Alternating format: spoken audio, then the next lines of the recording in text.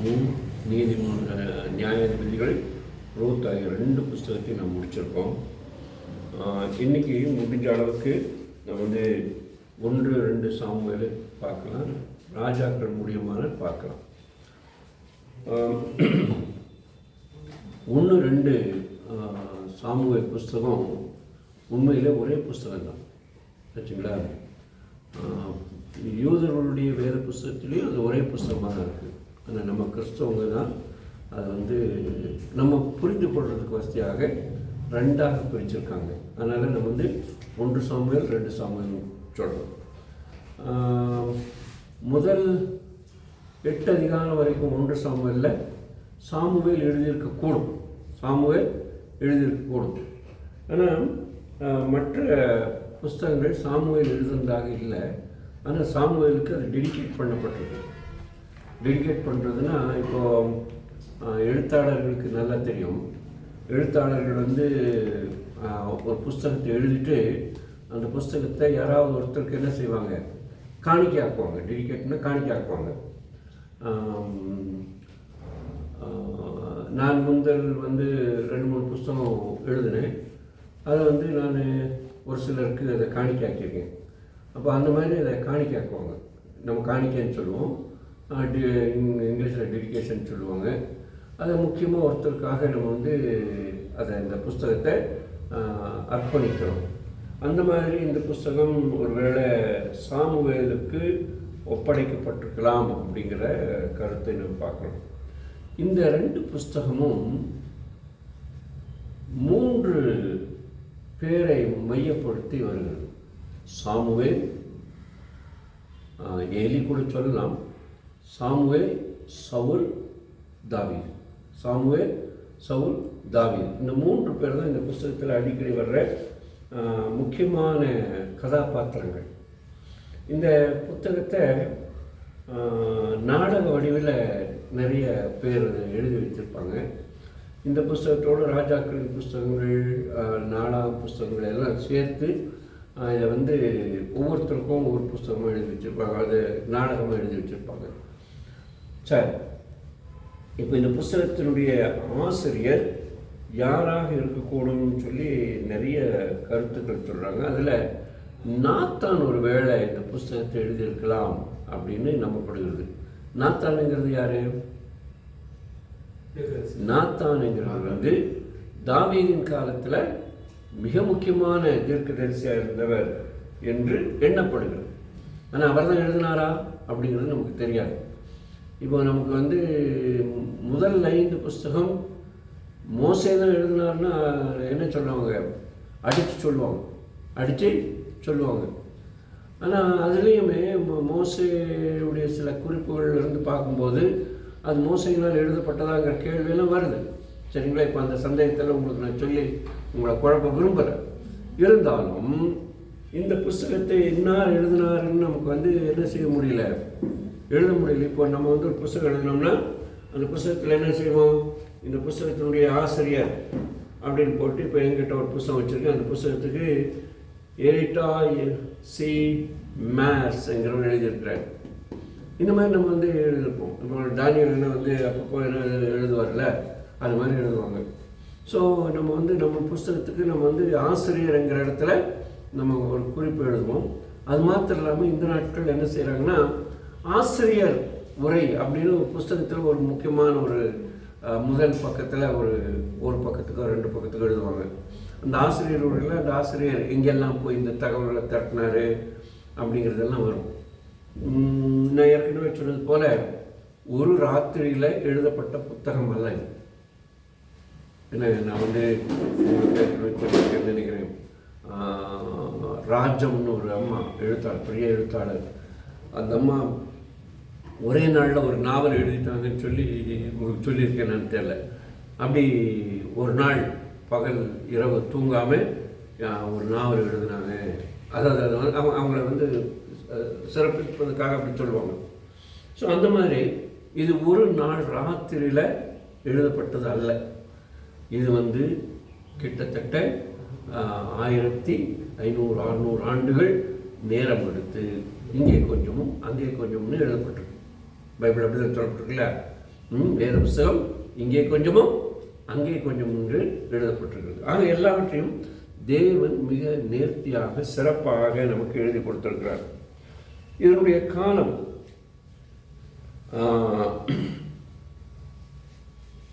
சாமுவேலுடைய மரணத்துக்கும் முன்பு கொஞ்சம் நாட்களுக்கு முன்பு, அதாவது ஏலியுடைய அந்த கடைசி காலத்திலிருந்து இது தொடங்குது. அதனால் இது சுமார் 1000வது ஆண்டுகளில் இந்த காலங்கள் வரும் என்று எண்ணப்படுகிறது. அல்லது 1010க்கும் 1000க்கும் இடைப்பட்ட அந்த காலகட்டத்தில் இந்த புத்தகம் எழுதப்பட்டிருக்கலாம் என்று நம்பப்படுகிறது. இந்த புஸ்தகத்தினுடைய நோக்கம் ஒன்று இருக்கிறது. ஒவ்வொரு புஸ்தகத்துக்கும் ஒரு நோக்கம் இருக்கும். அதன்படி 1 சாமுவேல் புஸ்தகத்தினுடைய நோக்கம் என்னவென்றால், இந்த புஸ்தகம் நியாயாதிபதிகளுடைய காலத்தினுடைய கடைசி அந்த காலகட்டம் ஆச்சுங்களா. அப்போ அந்த நியாயாதிபதிகளுடைய காலகட்டம் முடிஞ்சு ராஜாக்களுடைய காலகட்டம் வரும்போது ஏற்படுகின்ற அந்த ஆட்சி மாற்ற முறைகள் இருக்கு இல்லையா, அந்த இதிலிருந்து இது தொடங்குகிறது. ஏற்கனவே இஸ்ரவேல் மக்கள் நியாயாதிபதிகளுடைய காலத்தில் இருந்தபோது, நியாயாதிபதிகளுடைய காலம் பொற்காலம் சொல்ல முடியாது இல்லை, அது ஒரு விதமான இருண்ட காலம். அந்த நாட்களில் என்ன நடந்தது, எங்கே மக்கள் வீழ்ந்து போனார்கள், எங்கே மக்கள் பிரச்சனையை சந்தித்தாங்க, எங்கே வெற்றியை சந்தித்தாங்கிற அந்த பகுதியிலிருந்து இது தொடங்குறதுனால இது ஒரு இடைப்பட்ட காலத்தில் எழுதப்பட்டது, அதாவது தொடக்கத்தில் இது எழுதப்பட்டது. அப்போ இந்த நாட்களில் ஒரு ஒரு ஒரு சகாப்தம், நியாயாதிபதிகள்ங்கிற ஒரு சகாப்தம் முடிஞ்சு ராஜாக்கள்ங்கிற இன்னொரு சகாப்தம், அது காலகட்டம்னு சொல்லுவாங்க. சகாப்தம்ங்கிற பேர் உங்களுக்கு புரியலைன்னா காலகட்டத்தில் இது தொடங்குகிறது. ஸோ 1 சாமுவேல் புஸ்தகம் கிட்டத்தட்ட சவுலுடைய அரசாட்சியின் இறுதி வரைக்கும் போகிறது, அல்லது தாவீது ராஜாவுடைய முதல் அந்த ஆட்சியின் முதல் காலகட்டங்களில் அது தொடங்குகிறது என்று நாம் சொல்ல முடியும். நான் ஏற்கனவே சொன்னது போல இந்த புஸ்தகத்தில் விசேஷமாக கவனிச்சிங்க 3 முக்கியமான கதாபாத்திரங்கள். ஒன்று சாமுவேல். முதல் 7 அதிகாரங்கள் சாமுவேலை மையப்படுத்தி, சாமுவேலுடைய வாழ்க்கையை மையப்படுத்தி எழுதப்பட்டிருக்கிறது. சாமுவேல் கடைசி நியாயாதிபதி. நான் ஏற்கனவே சொல்லியிருக்கேன், உங்களில் ஒரு சிலர் வரல. நியாயாதிபதினா இன்றைக்கி இருக்கிற ஜட்ஜஸ் மாதிரி கிடையாது. என்ன, இன்றைக்கி இருக்கிற ஜட்ஜஸ் என்ன இந்த கேப்பெல்லாம் போட்டுட்டு டையெல்லாம் கட்டிட்டு உட்காருவாங்களே, அந்த மாதிரியெல்லாம் எடுத்துக்கூடாது. இவங்க இந்த நியாயாதிபதிகள்லாம் நம்ம உள்ள நாட்டாமைன்னு சொல்லுவாங்கள்ல. இப்போது எங்கள் படுகில் இருந்து என்ன சொல்லுவாங்கன்னா கவுடருன்னு சொல்லுவோம். கவுடருன்னா அவங்க தான் அந்த இது செய்வாங்க. உங்கள் இதில் இந்த பிரச்சனையெல்லாம் தீர்த்து வைப்பாங்க, மூப்பர்னு சொல்லுவீங்க. செட்டியமாக நீங்கள் என்ன சொல்லுவீங்க தெரியல. பிரச்சனைன்னா ஒவ்வொரு பிரச்சனைலாம் தீர்த்து வைக்கிறாங்களே. இப்போ தலைவர் கிருஷ்ணன் இருந்தார்ல, அந்த மாதிரி உங்களுக்கு என்ன சொல்லுவீங்க?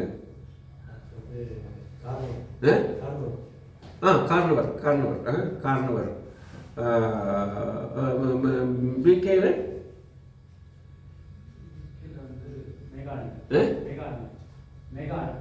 மேகானி.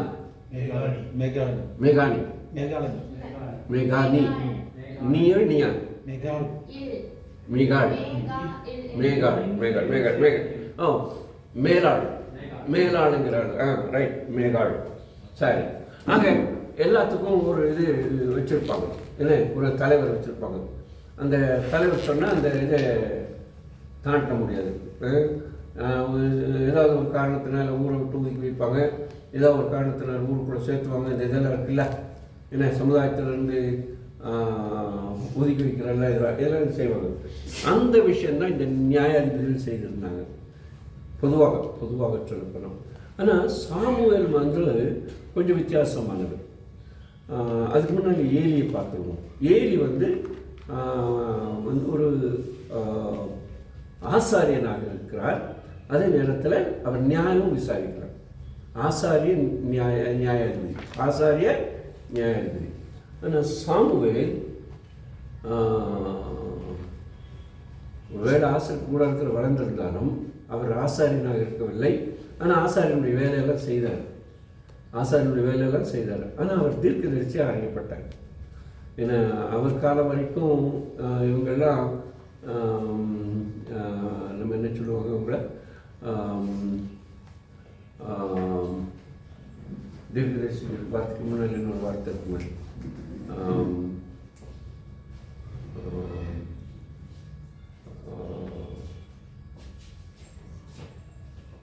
அவங்க வந்து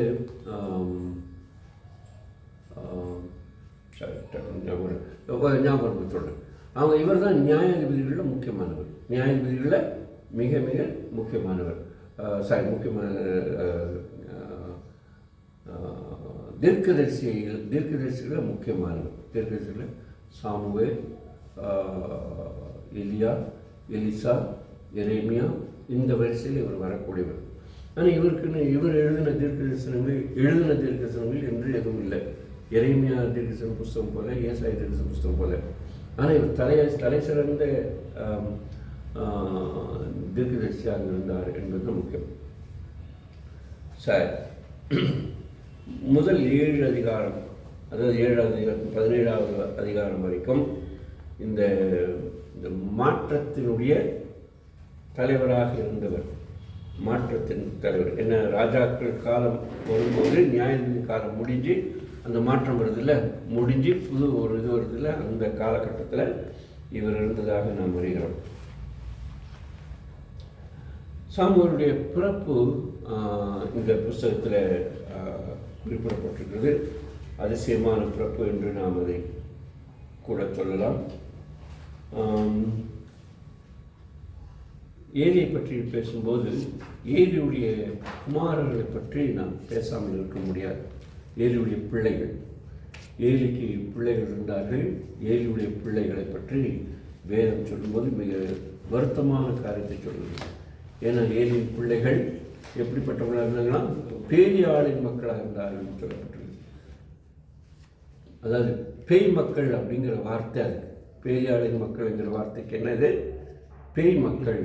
என்ன, அதாவது அவங்க தெய்வ மக்களாக இருக்க வேண்டியவங்க பேய் மக்களாகிட்டாங்க அப்படிங்கிற கருத்து.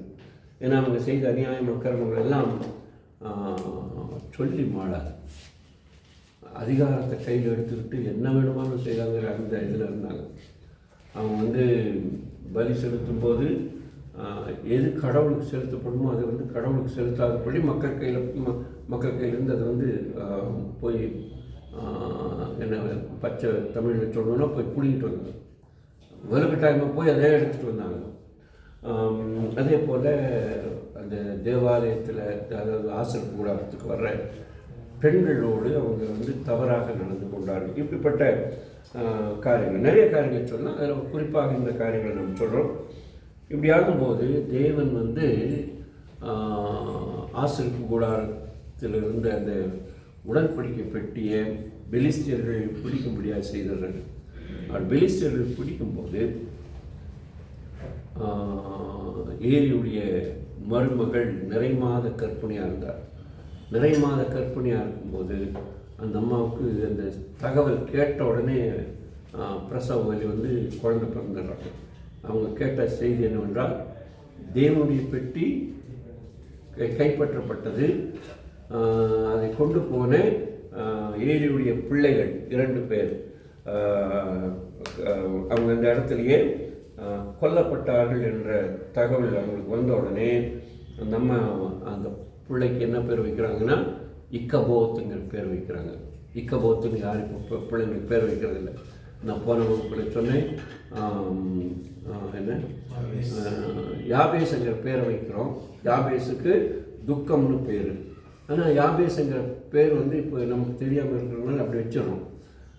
ஆனால் இந்த இக்கபோத்துங்கிற பேர் யாரும் இது வரைக்கும் வச்சதாக எனக்கு தெரியல. இந்த அம்மா தான் இந்த பிள்ளைக்கு வச்சாங்க. மற்றபடி பைபிளில் இருக்கிற பேர் பட்டியலில் இக்கபோத்துங்கிற பேர் இல்லை. இக்கபோத்துனா தேவனுடைய மகிமை இஸ்ரவேலை விட்டு விலகிற்று, அற்று போயிற்றுன்னு சொல்லப்பட்டிருக்கும், விலகினது என்று சொல்லப்படும். அப்போ தேவ மகிமையை இழந்தார்கள். தேவ மகிமை இழந்ததுனால பெரிய பிரச்சனைகளுக்குள்ளாக கடந்து போனார்கள். பெலிஸ்தியர்கள் தேவனுடைய பெட்டியை கைப்பற்றி தங்களுடைய ஊருக்கு கொண்டு போகும்பொழுது அங்கே தேவன் அந்த பெலிஸ்தியர்களை பலவிதமான வாதைகளால் வாதிக்கிறதை நாம் பார்க்க முடிகிறது. இப்போ இந்த 7வது அதிகாரத்தில் முக்கியமாக மக்கள் தங்களுக்கு ஒரு ராஜா வேண்டும், தங்களை ஆள ஒரு அரசன் வேண்டும் என்று கேட்கிறார்கள். அப்போது அந்த அந்த அந்த அந்த எதிர்பார்ப்பு சாமுவேலுக்கு ரொம்ப மன துக்கத்தை கொடுத்தது. ஏன்னா சாமுவேலுடைய வாழ்க்கையிலையும் ஏலியின் பிள்ளைகளைப் போல தான் சாமுவேலுடைய பிள்ளைகளும் இருந்தார்கள். ஏலியின் பிள்ளைகள் எப்படி தகப்பனாருடைய நல்ல பேருக்கு களங்கம் கற்பித்தார்களோ அதே போல இவருடைய பிள்ளைகளும் இவருக்கு களங்கம் கற்பித்தார்கள். இவர்கள் நிறைய பேர்கிட்ட போய் லஞ்சம் வாங்கினாங்க, கைவிட்டு வாங்கினாங்க. ஸோ அந்த மாதிரி எல்லாம் இருக்கிறதுனால இந்த விஷயம் அவருக்கு ரொம்ப மன துக்கத்தை ஏற்படுத்தினால அவர் சொல்கிறாரு, வேண்டாம், உங்களுக்கு ராஜா இருக்கிறது நல்லா இல்லை அப்படின்னு சொல்லும்போது அவங்க மக்கள் எல்லாரும் எங்களுக்கு ராஜா வந்தால் தான் உண்டு, இல்லைன்னா நாங்கள் கலகம் பண்ணுவோம்னு சொல்லி ரொம்ப கலகம் பண்ணுவாங்க. அப்போது ராஜா வர்றதுனால ஏற்படும் பாதக சாதகங்களை, அதாவது சாதக பாதங்களை சாமுவேல் புஸ்தகம் 8வது அதிகாரம் 20வது வசனம் வரைக்கும் 1லிருந்து 20 வரைக்கும் உள்ள வசனங்களில் அவர் அழகாக படம் பிடிச்சு காமிக்கிறார். விசேஷமாக அங்கே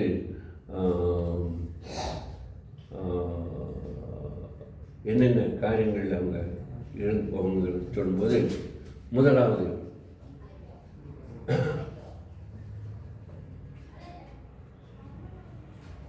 புதிதாக ராஜாக்கள் வந்தால், புதிதாக ராஜாக்களை ஏற்படுத்தினால் ராஜாக்கள் மற்ற இனத்தார் மத்தியில் மற்ற ஜாதிகளைப் போல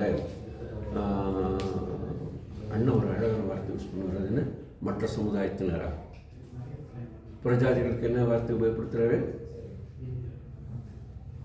சார் சொல்லுங்க, நீங்கள் அங்கே என்னமோ பார்க்குறீங்க, மற்ற சமுதாயத்தினரா, மற்ற சமுதாயத்தினர், பிரஜாதிகள்ங்கிற வார்த்தைக்கு அவர் மற்ற சமுதாயத்தினருங்கிற வார்த்தை பயன்படுத்துறாரு. ஓகே, அதே மாதிரி இங்கே சொல்கிறாரு, நம்ம அந்த வார்த்தையை பயன்படுத்துவோம். மற்ற சமுதாயத்தினர் தங்களுடைய மக்களை எப்படி ஆளுகிறார்களோ அதே போல இஸ்ரவேலில் வரக்கூடிய அரசர்களும் அவர்களுடைய பாணியை பின்பற்றி அரசாளுவார்கள். அது உங்களுக்கு பொருத்தமாக இருக்காது, நல்லதாக இருக்காது என்று அவர் எவ்வளவோ எடுத்து சொல்கிறார். அப்படி எடுத்து சொல்லியும் அவர் கேட்கிறது. அப்போ அவர் சொல்கிறாரு, உங்களை நியாயம் விசாரிக்க, உங்கள் இராணுவங்களை வழிநடத்த, உங்கள் வழக்குகளை விசாரிக்க ராஜா வேண்டும் என்றால் அது தேவனுடைய பார்வையில் தவறாக காணப்படும். ஏனென்றால் அந்த நாட்களில் இந்த ராஜாக்கள் உங்களுடைய பிள்ளைகளையே தங்களுடைய வேலைக்கு வைத்துக் கொள்வார்கள். அவருடைய வீட்டில் சமைக்கிறதுக்கும் உங்களுடைய பிள்ளைகளை வைப்பார்கள், உங்களுடைய தோட்டத்தில் வேலை செய்வதற்கும் வைப்பார்கள். ஆனால் அந்த ராஜாவுடைய பிள்ளைகள் கால் மேல் கால் போட்டு உட்காருவார்கள். நீங்கள் போய் அவருக்கு அடிமைகளாக இருக்க வேண்டும் என்பது போல சொல்லுகிறார்கள். இருந்தாலும் ராஜா வேண்டும் என்ற ஒரே பிடிமாதத்தில் அவர்கள் இருந்து விடுகிறார்கள். இதனாலே அந்த மக்களை சமாதானப்படுத்துவதற்காக ஆண்டவருடைய சமூகத்தில் அவர் இருக்கும் பொழுது ராஜாவை கொடுப்பதாக தேவன் சொன்னதுனால முதல் ராஜாவாக சவுலை தேவன் காட்டுகிறார். முதல் ராஜாவாக சவுலை தேவன் காட்டுகிறார். சவுல் எப்படிப்பட்டவனால் மிகவும் உயரமானவனாக இருந்தான். மற்ற ஜனங்களுடைய தோள்களுக்கு மேலாக இருந்தான் என்று அவனை குறித்து சொல்லப்பட்டிருக்கிறது. மிக அழகானவனாக இருந்தான். ஆனால் அவனை ராஜாவாக்குனது போது முதல் போரிலேயே அவன் கடவுளுடைய திட்டத்தை மதிக்காமல் பாவம் செய்தான். அது ஆண்டவருடைய உள்ளத்தை உடைத்தது என்று சொல்லி பார்க்கிறோம். ஏன்னா சாமுவேல் வருகிற வரைக்கும் அவனால் காத்திருக்க முடியாமல் என்ன செய்தான்? பலிபீடத்துக்கு கடந்து போனான். சாமுவேல் வந்து தான் மறுபடி பலி செலுத்திருக்க வேண்டும், ஆனால் அது செய்யாமல். இது பெரிய ஒரு குழப்பமான நிலையை ஏற்படுத்தினது. இஸ்ரவேலின் தலைமைத்துவத்தில் 3 மாற்றங்கள் வருகிறது. முதலாவது சாமுவேலிலிருந்து சவுலுக்கும், சவுலிலிருந்து தாவீதுக்கும் போனது. நியாயாதிபதி காலத்திலிருந்து அரசர் காலத்துக்கு, அரசர் காலத்தில் சவுலுடைய சாமுவேல் கையிலிருந்து சவுலுக்கும், சவுல் கையிலிருந்து தாவீதுக்கும் ஆட்சிகள் போனது. உங்களுக்கு எத்தனை பேருக்கு தெரியும் சவுல் எத்தனை முறை அபிஷேகம் பண்ணப்பட்டார் ராஜாவாக? ஒரே ஒரு முறை. தாவீது 3 முறை ராஜாவாக அபிஷேகம் பண்ணப்பட்டார்.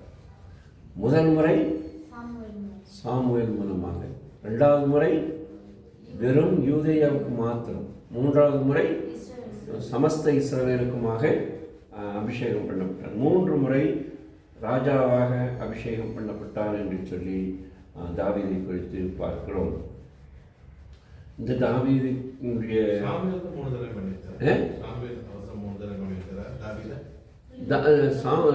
சாமுவேல் ஒரே தடவை தான், அதுக்கு பிறகு அவர் இறந்துடுறாரு. அவர் வந்து அது வந்து எல்லாரும் சேர்ந்து, அதாவது யூதேயாவில் இருந்த தலைவர்கள் எல்லாம் சேர்ந்து, யூதேயாவில் உள்ள தலைவர்கள் எல்லாம் சேர்ந்து, அந்த நாட்களில் யார்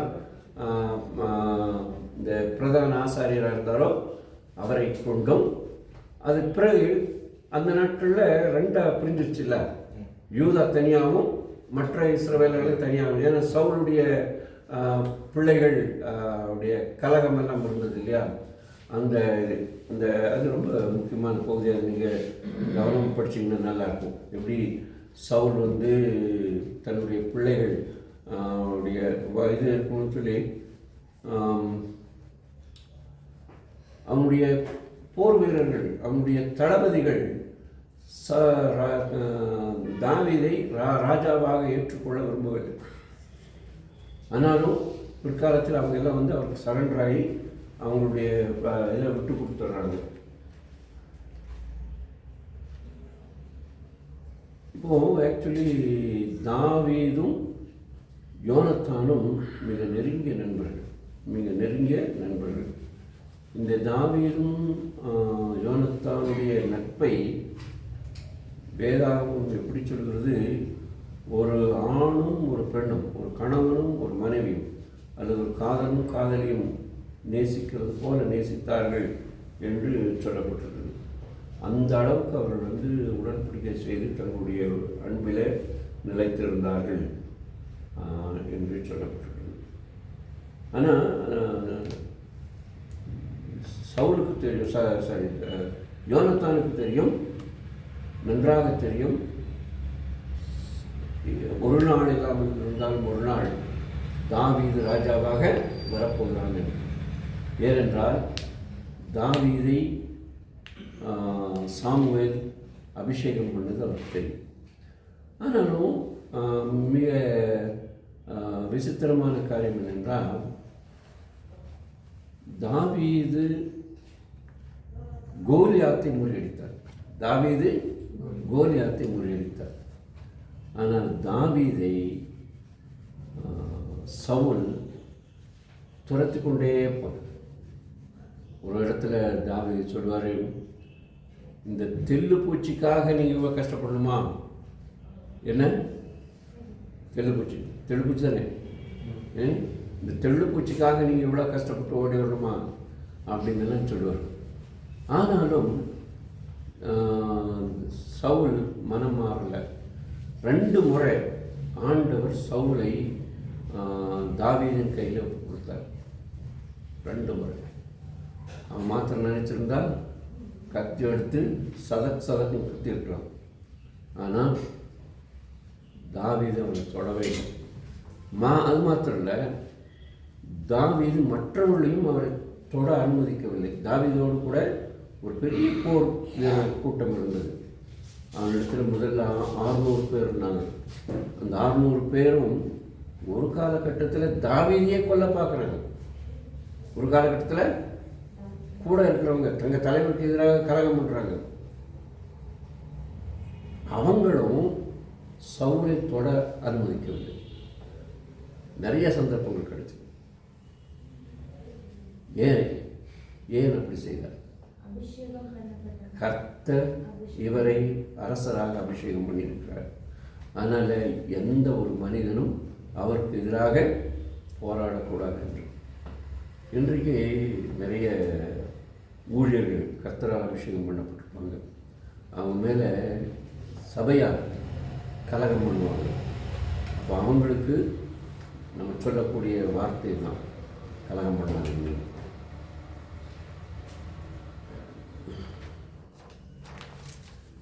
இப்போது ராஜாவாக ஒருவேளை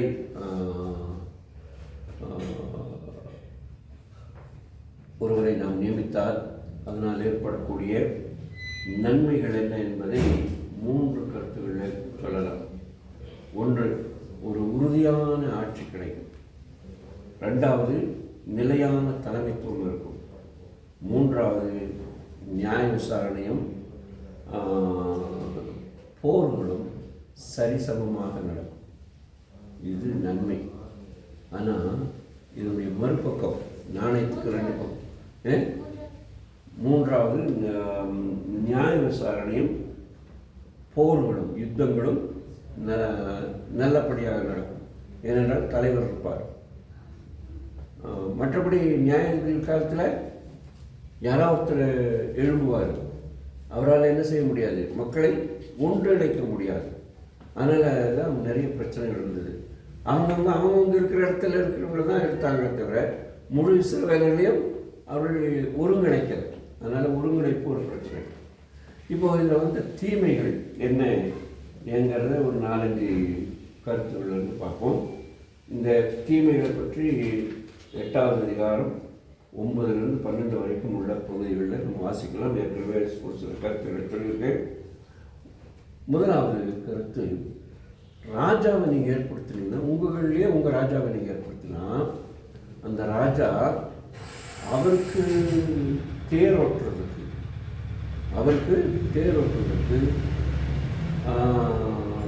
சாரதிகளை உங்களிடம்தான் தேர்ந்தெடுப்பார்.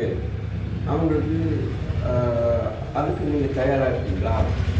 அதே போல் குதிரை ஓட்டுறதுக்கு குதிரை வீரரை வைப்பார். அதுக்கு நீங்கள் தயாராக இருக்கீங்களா அப்படின்னு. 2வது, ராஜாவுக்கு எப்படி இருந்தாலும் இடம் நிறைய வந்துடும். ராஜா தன்னுடைய அதிகாரத்தின்படி நிறைய இடங்களை தனக்குன்னு வச்சுக்குவார். அப்படி வைக்கும்போது அவருடைய பெற்றோர் சம்பாதித்த நிலம் இல்லாமல் மற்ற நிலம் இருக்கும். அப்படி இருக்கும்போது அங்கே விவசாயம் செய்கிறதுக்கு இலவசமாக உங்கள் ஆட்களை தான் கூடுவார். நீங்கள் அதுக்கு தயாராக இருக்கீங்களா அப்படிங்கிற 2வது கேள்வி கேட்குற 12வது வசனத்தில். 3வது, உங்கள் பிள்ளைங்க தான் போய் ராஜாவுக்கு வேண்டிய சென்டெல்லாம் தயாரிக்கணும். அதுக்கு விசேஷமாக உங்கள் பெண் பிள்ளைகளை நீங்கள் அனுப்ப வேண்டியிருக்கும். அதுக்கு நீங்கள் தயாராக இருக்கீங்களா? ஏன்னா இப்போது நியாய காலத்தில் யாரோ ஒருத்தர் ஆண்டவர் எழுப்பார். அவங்க காலம் முடிஞ்சோடனே அவங்க அதிகாரம் முடிஞ்சிடும். இப்போ ராஜாக்களாகும்போது அவங்க தலைமுறை அவங்க தான் வர வேண்டியிருக்கு. அதனால் நீங்கள் உங்கள் பையன்களையும் பெண்களையும் ராஜாவுடைய வீட்டு வேலைக்கு அனுப்புவதற்கு தயாரா என்று கேட்கிறார். அதே போல் ராஜா தன்னுடைய அதிகாரத்தை பயன்படுத்தி உங்களுடைய தோட்டத்துறவுகளை எடுத்துக்குவார். அப்படி தோட்டத்துறவுகளை எடுக்கும்போது அதில் வேலை செய்கிறதுக்கு உங்களே தான் நியமிப்பார். உங்கள் தோட்டத்தை எடுத்து அந்த தோட்டத்தில் உங்களை தான் அந்த வேலைக்கு வைப்பார். அதுக்கு நீங்கள் தயாராக இருக்கீங்களா?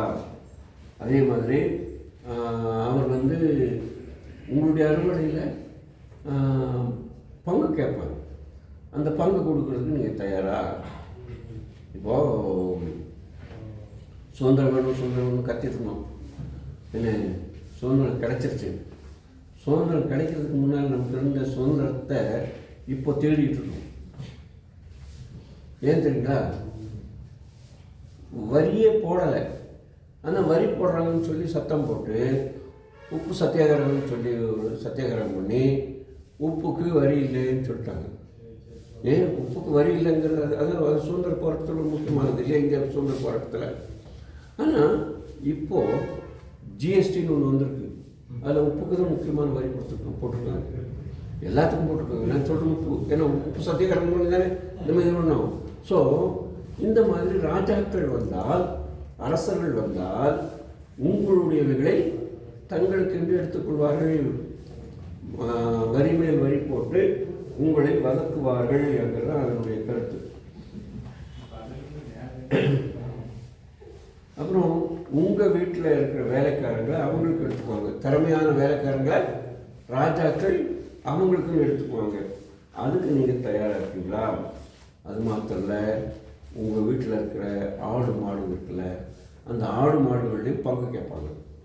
அந்த ஆடு மாடுகளை நீங்கள் பங்கு கொடுக்க தயாராக இருக்கீங்களா அப்படின்னு அந்த தீமைகளை சொல்லுகிறார். ஸோ இப்போது இந்த புஸ்தகம் அடிப்படையாக சொல்கிற ஒரு காரியம், கடவுளுக்கு கீழ்ப்படிய வேண்டும். கடவுளுக்கு கீழ்ப்படிய வேண்டும். கடவுளுக்கு கீழ்ப்படியும் போது எல்லாமே உங்களுக்கு சாதகமாக இருக்கும் அப்படிங்கிற சொல்லுகிறார். 1 சாமுவேல் புஸ்தகம் வேதாகமத்தில் 9வது புஸ்தகம். இந்த புஸ்தகத்தில் 31 அதிகாரங்கள் இருக்கிறது, 80 வசனங்கள் அடங்கியிருக்கிறது, 151 கேள்விகள் இந்த புஸ்தகத்தில் வந்தது. இந்த கேள்விகளை நீங்கள் படித்தீங்கன்னா இன்னும் சுவையாக இருக்கும். 810 வசனங்கள், 31 அதிகாரங்கள், 151 கேள்விகள் இருக்குது. மற்ற ஸ்டேட்டிஸ்டிக்ஸ் நான் சொல்ல விரும்புகிற போதும் நினைக்கிறேன். ஸோ தாவீதை ஆண்டவர் அபிஷேகம் பண்ணினார். தாவீது ஓடி போய் அந்த ராஜ பதவியில் உட்காரவில்லை. மாறாக அவர் நமக்கு கற்றுக் கொடுக்கிறது என்னவென்றால், ஏற்ற சமயத்தில் கர்த்தர் உங்களை உயர்த்தும்படிக்கு அவருடைய ஓங்கிய குயத்துக்குள் அடங்கியிருங்கள் என்ற புதிய ஏற்பாடு வசனத்தை அவர் அவருடைய வாழ்க்கையின் மூலமாக நமக்கு கற்றுக் கொடுக்கிறார். ஏன்னா நிறைய வேளைகளில் காலம் கனியறதுக்கு முன்னாலே நம்ம கனிக்கிறோம். ஏன்னா இப்போது தோட்டத்தில் அழகாக பழம் பழுத்திருக்கோம். நம்ம என்ன செஞ்சிடறோம், குச்சி வச்சு அடித்து எடுத்துடுறோம். அப்படி வேணால் பழம் தானாக ஆகி உங்கள் கையில் கிடைக்கிற வரைக்கும் காத்துருங்கன்னு சொல்லி சொல்கிற அந்த இது போல் தாவீது வாழ்ந்தார். அவருடைய வாழ்க்கை நம்முடைய வாழ்க்கையில் முன்னுதாரணமாக இருக்கட்டும். 2 சாமுவேல் புஸ்தகத்துக்கு போவோம். 2 சாமுவேல் புஸ்தகத்தில் நான் ஏற்கனவே சொன்னது போல் இது 2 சாமுவேல் புஸ்தகமாக யூதர்களுடைய வேதாகமத்தில் இல்லை.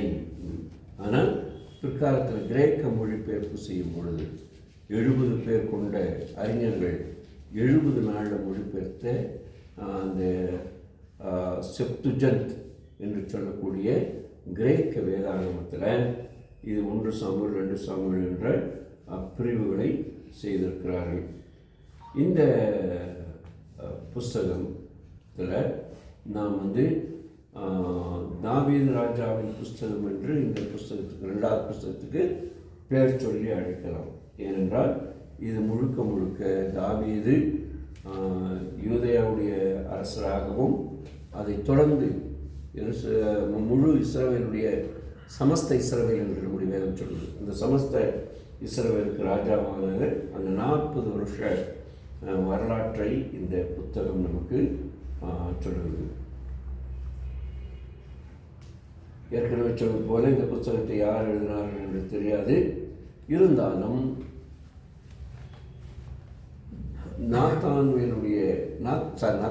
நாத்தானின் மகன் சாபூத் என்பவர் இதை தொகுத்து எழுதியிருக்கலாம் என்று நம்பப்படுகிறது. சாபூத் என்ற ஒரு எழுத்தர் இருந்தார் என்று வேத புத்தகம் சொல்கிறது. எழுத்தர் என்கிற வார்த்தை நான் இப்போது உள்ள வார்த்தை சொல்கிறேன். பைபிளில் சொல்லப்பட்ட வார்த்தை வேத பாரகன் சாபூத் என்ற வேத பாரகன். நம்ம தமிழ் பைபிளில் அப்படி சொல்லப்பட்டிருக்கு. புதிய மொழிபெயர்ப்பில் எழுத்தர் என்று சொல்லப்பட்டிருக்கு. இந்த புத்தகம்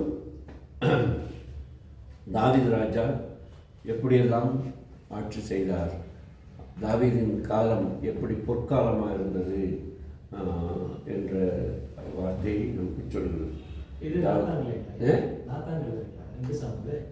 2 சாமுவேல் புஸ்தகம் நாத்தானுடைய மகன் சாபூத் எழுதுறதுக்காக சொல்லப்பட்டிருக்கு. ஏன்னா நாத்தானும் அந்த காலகட்டத்தில் காலமாக இருக்கக்கூடும். அதனால் இந்த சாபூத்துங்கிறவர் வேதப்பாரங்களாக இருந்ததுனால அதை எழுதியிருக்கக்கூடும் என்று நம்பப்படுகிறது. ஏன்னா நம்ப தான் படுகிறது. இதெல்லாம் உறுதியாக நம்ம சொல்ல முடியாது. இப்போது புதிய ஏற்பாட்டில் மார்க் எழுதினார், யோவான் எழுதினார்னா அதுக்கு ஆதாரங்கள் இருக்குது ஆச்சுங்களா. பழைய ஏற்பாட்டில் உள்ளவர்களுக்கு ஆதாரங்கள் இல்லை. ஆனால் அந்த நாட்களிலிருந்து சொல்லப்பட்ட வேதப்பாரர்களுடைய கருத்துப்படி இதை நாம் அப்படியே எடுத்துக்கொள்கிறோம். இந்த புஸ்தகம் தாவீது ராஜாவுடைய ஆட்சி, அவனுடைய தனிப்பட்ட வாழ்க்கையை நமக்கு காட்டுகிறது. இவன் தேவனுக்கு எப்படி பிரியமானவனாக இருந்தால் இவனுடைய ஆட்சி காலம் எப்படி ஒரு முன்மாதிரியான ஆட்சியாக இருந்தது என்று சொல்லப்பட்டிருக்கிறது. இந்த புஸ்தகத்தை நாம் 3 பிரிவுகளாக பிரிக்கலாம். 40 ஆண்டுகள் ஆட்சி செய்தார். அதில் முதல் 7.5 ஆண்டுகள் யூதேயாவிலும் மற்ற 33 ஆண்டுகள் அவர் முழு இஸ்ரவேலுக்கும் சமஸ்த இஸ்ரவேலுக்கும் ராஜாவாக இருந்து ஆட்சி செய்தார். அவருடைய வாழ்க்கையை, அவருடைய ஆட்சியை 3 முக்கியமான பிரிவுகளாக பிரிக்கலாம். முதலாவது தாவீதுடைய வெற்றி. முதல் அதிகாரம் 1 முதல் 10வது அதிகாரம் 19வது வசனம் வரைக்கும். 2வது தாவீதுடைய மீறுதல், அது அவருடைய தோல்வி, இந்த வெற்றியின் பிறகு தோல்வி. அவனுடைய மீறுதல் என்ன? பத்சேபாவோடு செய்த பாவம். 3வது, அதற்கு பிறகு இந்த புஸ்தகம் தாவீதுடைய வாழ்க்கையில் வந்த துன்பங்களை ஒன்று சொல்லிகிட்டே வரும்.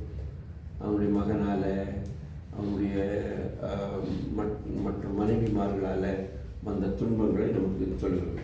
ஆக கிட்டத்தட்ட 12வது அதிகாரத்திலிருந்து 24வது அதிகாரம் வரைக்கும் உள்ள பகுதி தாவீதுடைய வாழ்க்கையின் துன்ப பகுதியை காண்பிக்கிறது.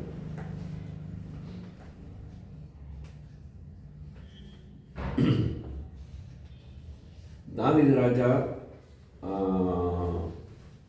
முதல் 10 அதிகாரங்களில் அவனுடைய வெற்றியின் காலகட்டங்களில் அவன் சவுலுடைய படைத்தளபதியாக தான் அறியப்பட்டார். ஆனால் ராஜாவாக அபிஷேகம் பண்ணப்பட்ட போது வடப்பகுதியில் அல்லது மற்ற பகுதிகளில் அப்னேயர் என்பவர் தாவீதுடைய ஒரு மகனை பேருக்கு உட்கார வைத்து விட்டு ஆட்சி செய்து கொண்டார். நிறைய ஊர்களில் அப்படி நடக்கும். வரலாறு அப்படின்னு சொல்லி நம்ம வெள்ளக்காரங்க வந்த பிறகு உண்மையான ராஜாக்கள், மைசூர் ராஜாவை எடுத்துக்கோமே. மைசூர் ராஜா பேருக்கு தான் ராஜாவாக இருந்தார். ஆனால் அந்த ஆட்சி முழுவதும் யார் நடத்துகிறாங்க?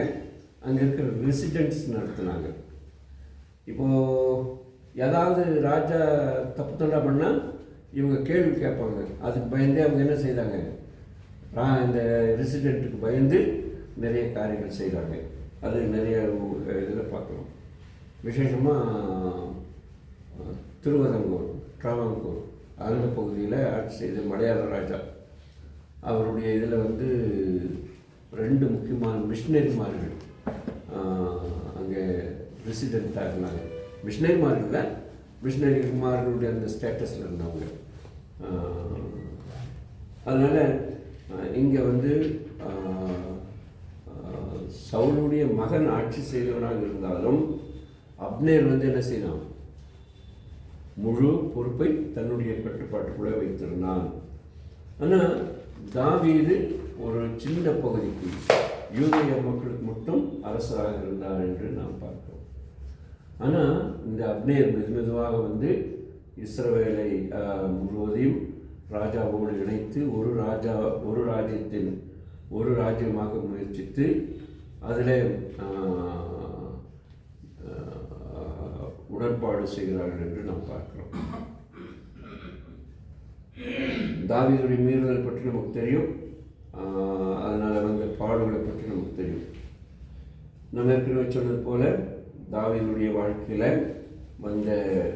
சோதனைகள், தாவீதுடைய வாழ்க்கையில் சோதனைகள் அல்லது துன்பங்கள், ஒன்றன் பின் ஒன்றாக துன்பங்கள் வருகிறது.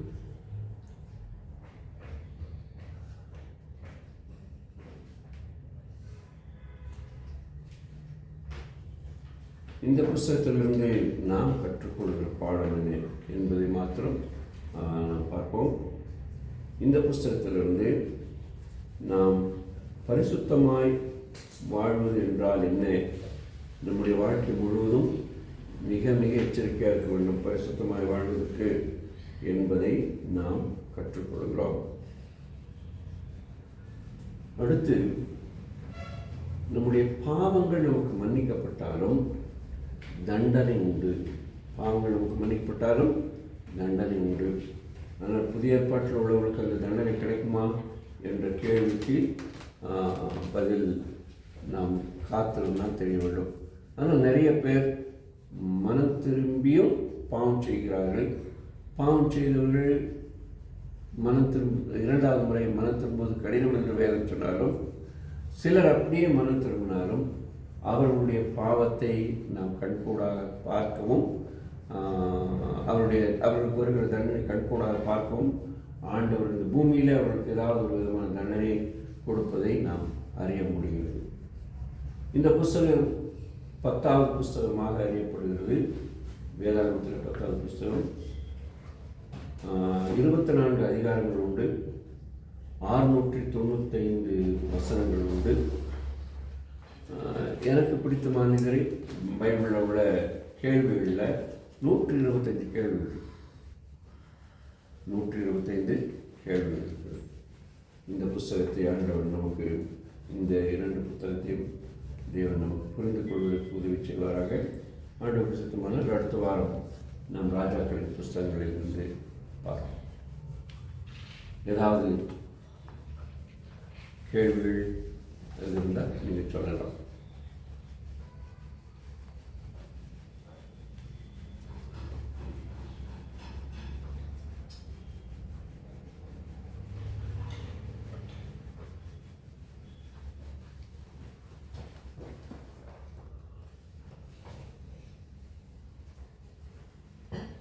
இந்த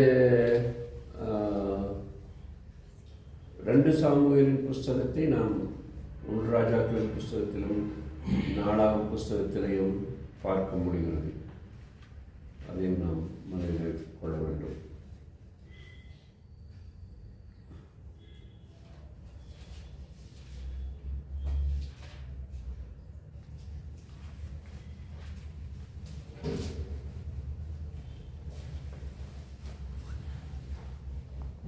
ஸோ 1 சாமுவேல் புஸ்தகம் சவுலுடைய எழுச்சி வீழ்ச்சி.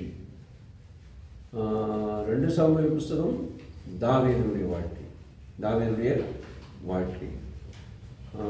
வெற்றியுள்ள வாழ்க்கையும் இருக்குது, தோல்வி கண்ட வாழ்க்கையும் இருக்குது. தோல்வி எதனால் வந்தது? அவருடைய துணிகரமான பாவம். இதை நாம் மனதில் கொள்ள வேண்டும்.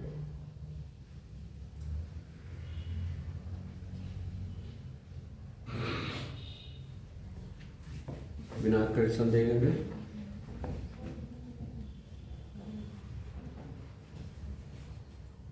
ஃபஸ்ட்டு தாவீது வந்து யூதயாவுக்கு அபிஷேகம் பண்ண ராஜாவை அபிஷேகம் பண்ண முதல்ல ராஜாவாக சாமுவேல் வந்து அபிஷேகம் பண்ணாங்க. இல்லை ஒருங்கிணைந்து இருக்கு. அதாவது நீங்கள்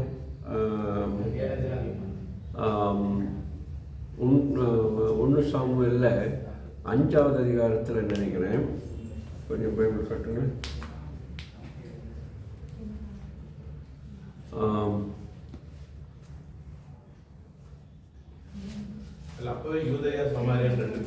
சமாரியா இல்லை, யூதயா வட, அதாவது யூதயாவும்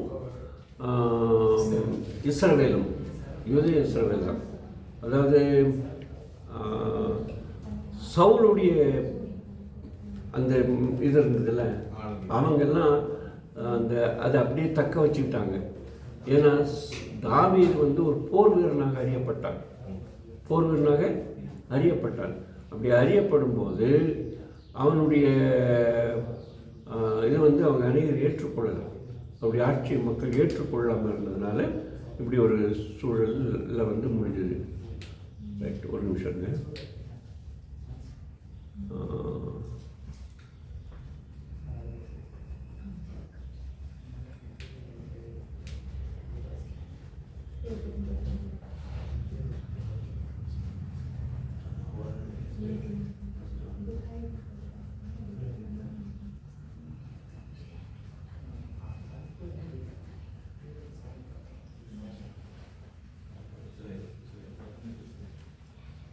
ஏன்னா சவுல் வந்து சாமுவேல் வந்து ஆண்டவர் வந்து பெத்லகேமுக்கு அனுப்புகிறார்.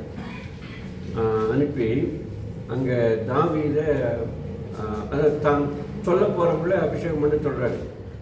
அப்படி சொல்ல வர அபிஷேகம் பண்ண சொல்லும்போது அங்கே வந்து ஈசாயுடைய பிள்ளைகள் ஒருத்தர் அபிஷேகம் பண்ணி சொல்லுவார். ஈசாயின் பிள்ளைகளில் எல்லாரும் வருவாங்க. முதல் மகன்லேருந்து ஆண்டவர் எல்லாரும் தள்ளி விட்டு, உனக்கு இவங்க இத்தனை பிள்ளைங்க தானா அப்படின்னு கேட்கும்போது, ஒரு கடைசி பையன் இருக்கான், அவன் ஆடுகளை பார்க்குறதுக்கு போயிருக்கான்னு சொல்லும்போது ஆண்டவர் சாமுவேல் சொல்லுவார், அவர் கூட்டுவான்னு சொல்லுவார். அப்படி கூப்பிட்டு வரும்போது சவுல் வந்து தாவீது வந்து ரொம்ப பொடி பையனாக இருப்பான். அப்புறம் அவனை அபிஷேகம் பண்ணிடுவார். ஆச்சுங்களா? அது வந்து அண்ணே எனக்கு கொஞ்சம் சொல்லுங்கள், இந்த இவரை எப்போ அபிஷேகம் பண்ண எந்த அதிகாரத்தில் இருக்குன்னு கொஞ்சம் சொல்லுங்கள். தாவீது அபிஷேகம் பண்ணது இல்லை, சவுல் இல்லை, சவுலுக்கு பதிலாக அந்த தாவீதை முதல் கழுதை தேடி போவார். இல்லை, அது தாவீதை முதல் அபிஷேகம் பண்ணல சாமுவேல். அது எந்த வருஷத்தில் எந்த எந்த எந்த எந்த பகுதியில் வருது? இந்த சவுலுக்கு அபிஷேகம் பண்ணப்போ அவர் யூதயா சமாரியா பெரிய சமாரியாங்கிறது பிற்காலத்தில் வந்தது. அப்போ அந்த அளவு சில 3 ராஜா வந்து யுனைடெட் கிங்டம். ஃபர்ஸ்ட் சவுல், 2வது தாவீது, சாலமோன். இல்லைண்ணா 3 பேருமே 12 கோத்திரத்தையும் ஆகிறாங்க. பொதுவான இல்லைண்ணே, நான் சொல்கிறது தாவீது 3 அபிஷேகம் இல்லை. முதல்ல சாமுவேல் அபிஷேகம் பண்ணுறாரு, 2வது யூதாவுக்கு மாத்திரம் சவுல் இறந்த பிறகு அபிஷேகம் பண்ணுறாங்க, 3வது வந்து சமஸ்த இஸ்ரவேலுக்கும் அபிஷேகம் பண்ணுறாங்களே. அந்த முதல் அபிஷேகம் எங்கேங்கிறது எனக்கு அந்த சரியாக படிமா தயவு செய்து படி.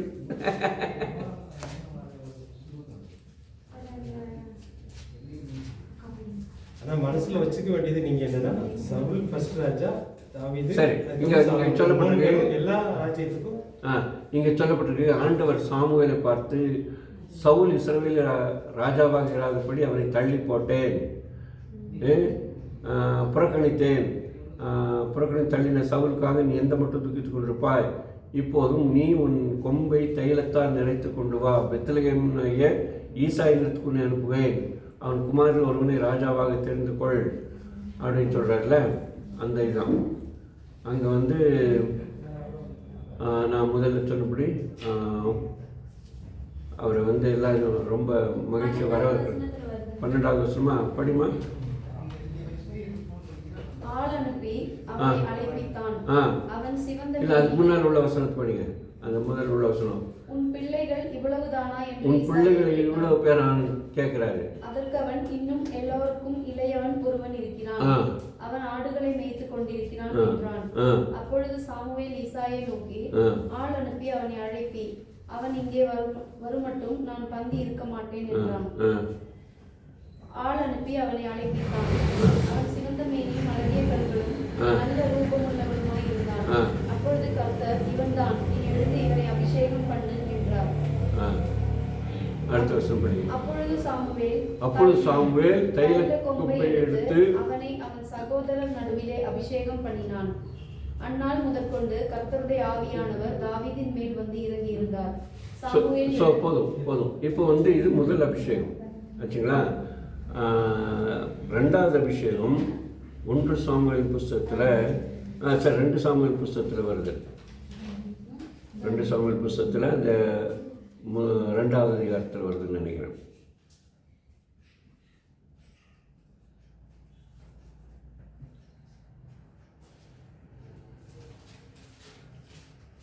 முதல் அபிஷேகத்துக்கு அப்புறம் தான் கோலியாத்து.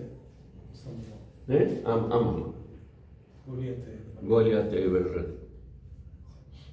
யூதயாவுக்கு ஒரு அபிஷேகம், ஒருங்கிணைந்த இஸ்ரேலுக்கு ஒரு அபிஷேகம் வந்தனால தான் நான் கேள்வி கேட்டேன். ஏன்னா அது தாவீதுக்கு சாலமோன் வரும்போது தானே அது பிரியுது. யூதயா சமாரியா, இவருக்கு டேவிட் வந்து ஒரே தான் ஃபுல் கிங்டம். அது வந்து யூதயாவுக்குன்னு ஒரு அபிஷேகம் இருக்கு அப்படின்னா ஒரு யூதயா ஒரு நாடு, ஒருங்கிணைந்த இஸ்ரேல்னு ஒரு தனி நாடு. இல்லை, அதாவது சாலமோனுக்கு அப்புறம் தான் பிரியுது. இல்லை, அது எழுத்துப்படி அது பிரியுது. சவுல் இறந்த பிறகு ஆமாம், சவுல் இறந்த பிறகு சவுளுடைய பிள்ளைகள் ஒட்டும்னா அரசராகணுங்கிற அந்த இது வந்துச்சு. ஏன்னா அவனுடைய போர் வீரர்கள்லாம் அதிகாரத்தில் இருந்தாங்க. அப்போது சவுளுடைய தளபதி வந்து சவுளுடைய ஒரு மகனை அரசராக பேருக்கு வச்சுட்டு இவர் தான் ஆட்சி பண்ணிட்டு இருந்தார். அப்போது யூத மக்கள் இருந்தாங்களே, யூத மக்கள் இவர் வந்து என்னுடைய என்ன சொல்லுவாங்க, ரத்தத்தில் ரத்தம் மாம்சத்தில் மாம்சம், இவனை நாங்கள் எங்கள் நாட்டுக்கு எங்கள் பகுதிக்கு அரசராக்குறோம்னு சொல்லி அரசராக்கி 8.5 வருஷம் இருக்காங்க. 8.5 வருஷம். அந்த 8.5 வருஷம் கழிஞ்ச பிறகு 3வது முறையாக இஸ்ரவேலர் எல்லாரும் வந்து இவரோட சமாதானம் ஆகி ஒரு அபிஷேகம் கொடுக்குறாங்க. அதுதான், அதனால தான் அது 3 அபிஷேகம் சொல்கிறாங்க.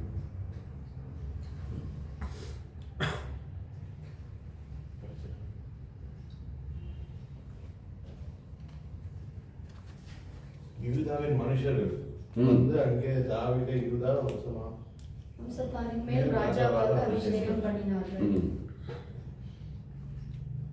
3வது அபிஷேகம் வந்து இந்த இதில் வருதுன்னு நினைக்கிறேன். இந்த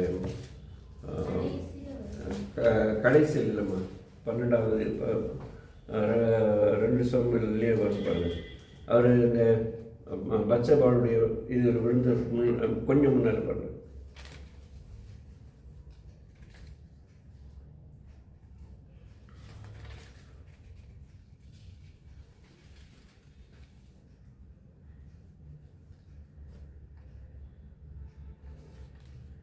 போரெல்லாம் நடக்கும். அதுக்கு பிறகு 6வது அதிகாரம் பாருங்க.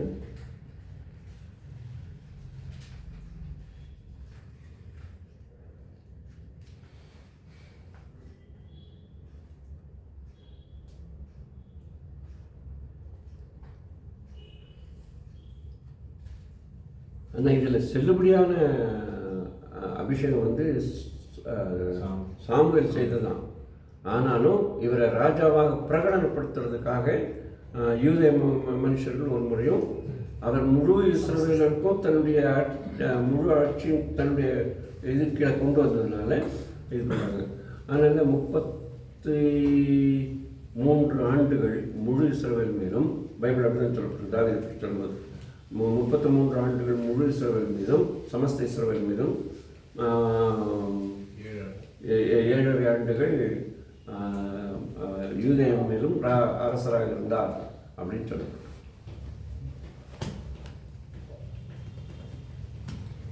அதனால் ஆண்டோடைய செலெக்ஷன் வந்து நம்ம ரூத்லேயே பார்த்துட்டோம். ரூத்லே ஏன் வருதுன்னா அந்த போவஸ் சந்ததியில் தாவீதை கொண்டு வந்துடுறாரு. சவுலை வந்து மக்கள் செலக்ட் பண்ணுறாங்க, கடவுளை வந்து அக்ரி பண்ணுறாங்க. ஒரு மாடல் மாதிரி வரும். பேசும்போது இதுதான் முக்கியமானது இது, இந்த சாமியார் பண்ண அபிஷேகம். ஆமாம், அதான் அதான் அதான் அதான் அது அந்த புஸ்தகத்தை வச்சு நம்ம தெரிஞ்சுக்கலாம் தாவீதை தான் ஆண்டவர் வந்து செலக்ட் பண்ணியிருக்காரு. ஏன்னா மற்ற யாரும் அவ்வளோ பேசுறதான் இது இந்த 2 அபிஷேகம், மற்ற 2 அபிஷேகம். 2 அபிஷேகம். அதான் ஆக்சுவலி தாவீது வந்து முதல் முறை ஆண்டவரால் தெரிந்து கொள்ளப்பட்டவர் என்று சொல்லி சாமுவேல் பண்ணுறது தான் இது பண்ணுறாங்க. ஆனால் மற்றது வந்து அவரை வந்து பிரகடனப்படுத்துகிறாங்க. ஏன்னா அவர் ராஜாவாக அபிஷேகம் பண்ணப்பட்டாலும் அவர் ராஜாவாக இருக்கலையே. ஏன்னா அதுக்கு பிறகு தான் அவர் வந்து கோலியாத்தை கொள்கிறாரு. கோலியாத்தை கொன்ன பிறகு சவுலுக்கு பயம் வந்துடுது. சவுலுக்கு பயம் வந்த உடனே இவரை துரத்தி அனுப்பிச்சிடுறாரு. ஏன்னா அதில் அங்கே 2 கவனமாக பார்க்கணும். முதல்ல தன்னுடைய மகளை தரேன்னு சொல்லிட்டு அந்த மகளை தரல, 2வது மீகாவை கொடுக்குறாரு. அதுவும் பயங்கர பிரச்சனை நடுவுதான். ஏன்னா மீகா வந்து இவனை லவ் பண்ணிடுற வேற நிலையில். அதனால் இந்த ஒரு இது. அடுத்ததாக அவன் வந்து ராஜாவாக அபிஷேகம் பண்ணது யாருக்கும் தெரியாது. இவனுடைய குடும்பத்தாருக்கு தவிர மற்றவங்களுக்கு தெரியாது. இவர் எல்லாரும் என்ன பார்த்தாங்கன்னா சவுலுடைய முக்கியமான வீரனாக தான் பார்க்குறாங்க. தளபதியின் கூட சொல்லலாம், முக்கியமான வீரனாக தான் பார்க்குறாங்க. ஆனால் இவர்கிட்ட போகும்போது கூட சவுலுடைய கோலியாத்துடைய பட்டாங்கத்தை அவங்க கையில் கொடுக்குறாங்க. அந்த மாதிரி. ஆனால் 3 இதுன்னு சொல்லி பொதுவாக ஒரு இது சொல்லுவாங்க, 3 anointing of David.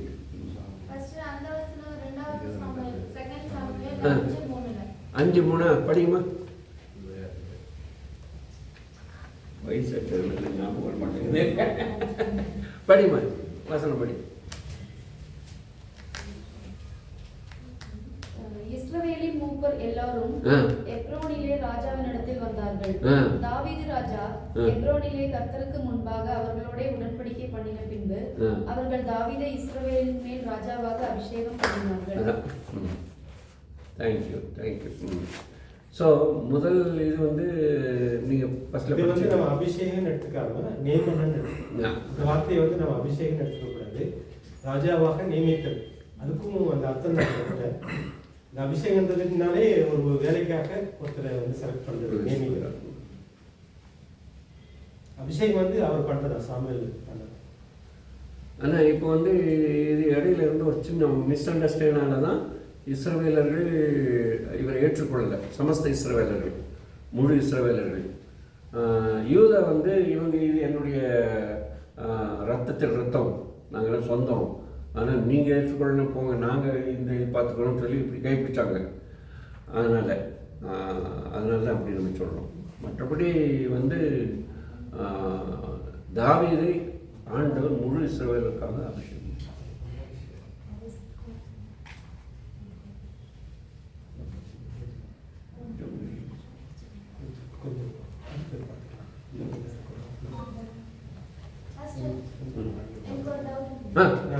சின்ன சசி சவுல அபிஷேகம் பண்றது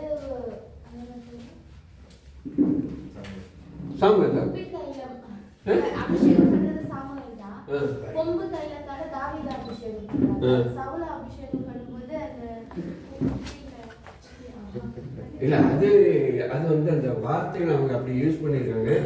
எப்போவுமே அவங்ககிட்ட ஒரு அபிஷேகத்துக்குன்னு ஒரு இது வச்சுருப்பாங்க. இவங்க சவுல் வந்து சாமுவேல் வந்து சவுலை வழியிலலாம் அபிஷேகம் பண்ணுறாரு, யாருக்கும் தெரியாது. தாவீதையும் அப்படி தான் அபிஷேகம் பண்ணுறாரு. சவுலை வந்து அபிஷேகம் பண்ணும்போது அவருக்கு பிரச்சனை இல்லை சாமுவேலுக்கு. ஆனால் தாவீதை அபிஷேகம் பண்ணது பயப்படுறாரு. சவுல் இவரை கொண்டு வரும், சாமுவேல் பயந்து தான் கொண்டு போய் மறைச்சி தான் கொண்டு போய் பண்ணுவாங்க. அதெல்லாம் நம்ம அதில் வாசிக்கும்போது தெரியும். சவுலை வந்து பிரச்சனை இல்லை, சவுல் வந்து ஃபர்ஸ்ட் ராஜா, அப்போ பிரச்சனை இல்லை. ரெண்டாவது வந்து நான் சவுலை தள்ளிட்டேன், தாவீதை செலக்ட் பண்ணிட்டேன்னு ஆண்டவர் சொல்லிட்டாரு. ஏன்னா சாமுவேலுக்குள்ள பயம். போய் திரும்ப தாவீதை வந்து அபிஷேகம் பண்ணது வெளிப்படையாக பண்ணுவார்னா சாமுவேலை க்ளோஸ் பண்ணிடுவார் சவுல். அந்த பயத்தில் தான் அவர் வந்து எல்லாமே நான் அதில் இருக்குது, வெளிப்படையாக இருக்குது. ஸோ அதனால இருக்கலாம். நான் அந்த கொம்பு குட்டியெல்லாம் பார்க்கல, பார்த்தா தெரியும் என்ன ரீசெண்ட் தெரியும்.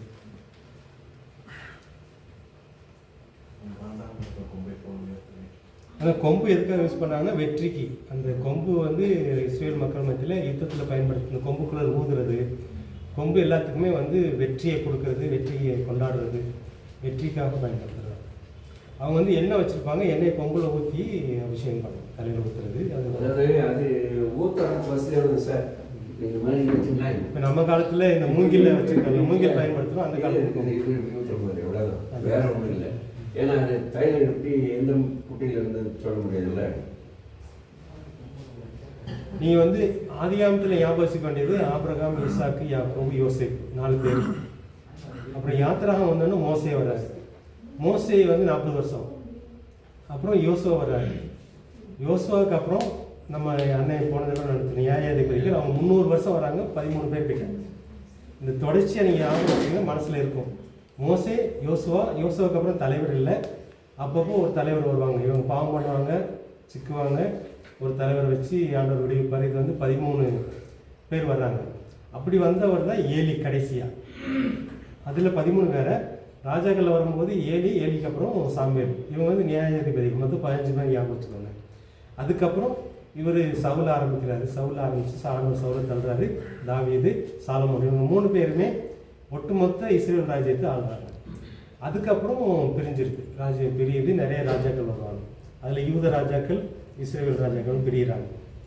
அந்த தீர்க்கதரிசிகள் இப்போ நம்ம 12 + 5 17 தீர்க்கதரிசி வராங்க பாருங்க. அவங்களாம் இந்த ராஜாக்கள் காலத்தில் வர்றவங்க. ஸோ அந்த தீர்க்கதரிசிகளையும் ராஜாக்களையும் சேர்த்து பார்க்கும்போது தான் நமக்கு ஓரளவுக்கு புரியும். இந்த ராஜா யூதாயில் இருக்கும்போது இந்த தீர்க்கதரிசி, இந்த ராஜா இஸ்ரேலில் ராஜாவில் இருக்கும்போது இந்த தீர்க்கதரிசின்னு வரும். ஸோ அதெல்லாம் நம்ம சேர்த்து பார்க்க போகிறோம். பார்க்கும்போது ஓரளவுக்கு மனசில் போயிடும். இப்போதைக்கு ஞாபகத்தில் வச்சுக்க வேண்டியது ஆபிரகாம், ஈசாக்கு, யாக்கோபு, யோசேப்பு 4 பேர் ஆதிகாமத்தில். அடுத்து யாத்திரை வந்தோன்னா மோசே. யாத்திரா முடிஞ்ச உடனே யோசுவா. மோசே முடிஞ்சிட்டார், யோசுவாவுக்கு அப்புறம் தலைவர்கள் இல்லை. அப்பப்போ தலைவர்கள் வருவாங்க. அவங்க மொத்தம் 13 பேர். அந்த 13 பேர் முடிஞ்சதுக்கப்புறம் ஏலிக்கு அப்புறம் சாமுவேல். இந்த 15 கணக்கு வச்சுக்கணும். நியாயாதிபதிகள் இவங்க 15 பேர். அதுக்கப்புறம் இந்த 3 ராஜாக்கு அப்புறம் மற்ற ராஜாக்கள் கணக்கு ஒரு தண்டனை நடத்துவாங்க. அப்படி நடத்தும்போது அந்த சின்ன சின்ன ராஜாக்கள் வந்து எந்த தீர்க்கதரிசி கூட இருந்தாலும் பார்க்கும்போது நம்ம ஓரளவுக்கு புரிஞ்சுக்கலாம். இதுதான் இஸ்ரேல் சமுதாயத்துடைய ஒரு ஸ்ட்ரக்சர். ஒரு 20 மினிட்ஸ் இருக்குது, நம்ம ஒரு 20 நிமிஷம். வேற ஒரு காரியம், நான் ஆக்சுவலாக வந்து நான் நேபாள் டீமோட ஒர்க் பண்ணும்போது இந்த நல்ல செய்தி லூக்கா பண்ணதுனால நல்ல செய்தியை பற்றி ஆக்சுவலாக யோவா நம்ம அடுத்த வாரத்தில் பாருங்கள். நான் இருக்க மாட்டேன், அதனால் அவர் நடத்துவார். இப்போ வந்து கிரேக்க மக்களுக்கு எழுதுகிறார் நல்ல செய்தியை. நல்ல செய்தினா என்ன, அதை நம்ம கொஞ்சம் பார்க்குறோம். வெறும் புத்தகத்தை நம்ம பார்த்தோம், நிறைய படித்தோம், நிறைய இன்ஃபர்மேஷன் இருக்குது. எது நல்ல செய்தியாக நல்ல செய்தின்னு சொல்கிறோம், குட் நியூஸ் அப்படின்றோம். சுவிசேஷனாலும் அதுதான். சுவிசேஷத்துக்கு இன்னொரு பேர் தான் நல்ல செய்தி, நற்செய்தின்றோம். 3 வார்த்தை இருக்குது: சுவிசேஷம், நற்செய்தி, நல்ல செய்தி. எல்லாமே ஒன்று தான். புதிய ஏற்பாடு, மொத்த புதிய ஏற்பாட்டுக்குமே நம்ம நல்ல செய்தின்னு பேர் வச்சு தான் வெளியிடுறோம் சில நேரத்தில். அது நற்செய்தி, சுவிசேஷம் அப்படின்னு சொல்கிறோம். ஏன் நல்ல செய்தின்னு சொல்கிறோம்? இப்போ வந்து லூக்கா வந்து கிரேக்கருக்கு எழுதுறான்னு சொல்கிறோம். இப்போ கிரேக்கருக்கு வந்து எது நல்ல செய்தியாக இருந்திருக்கும்?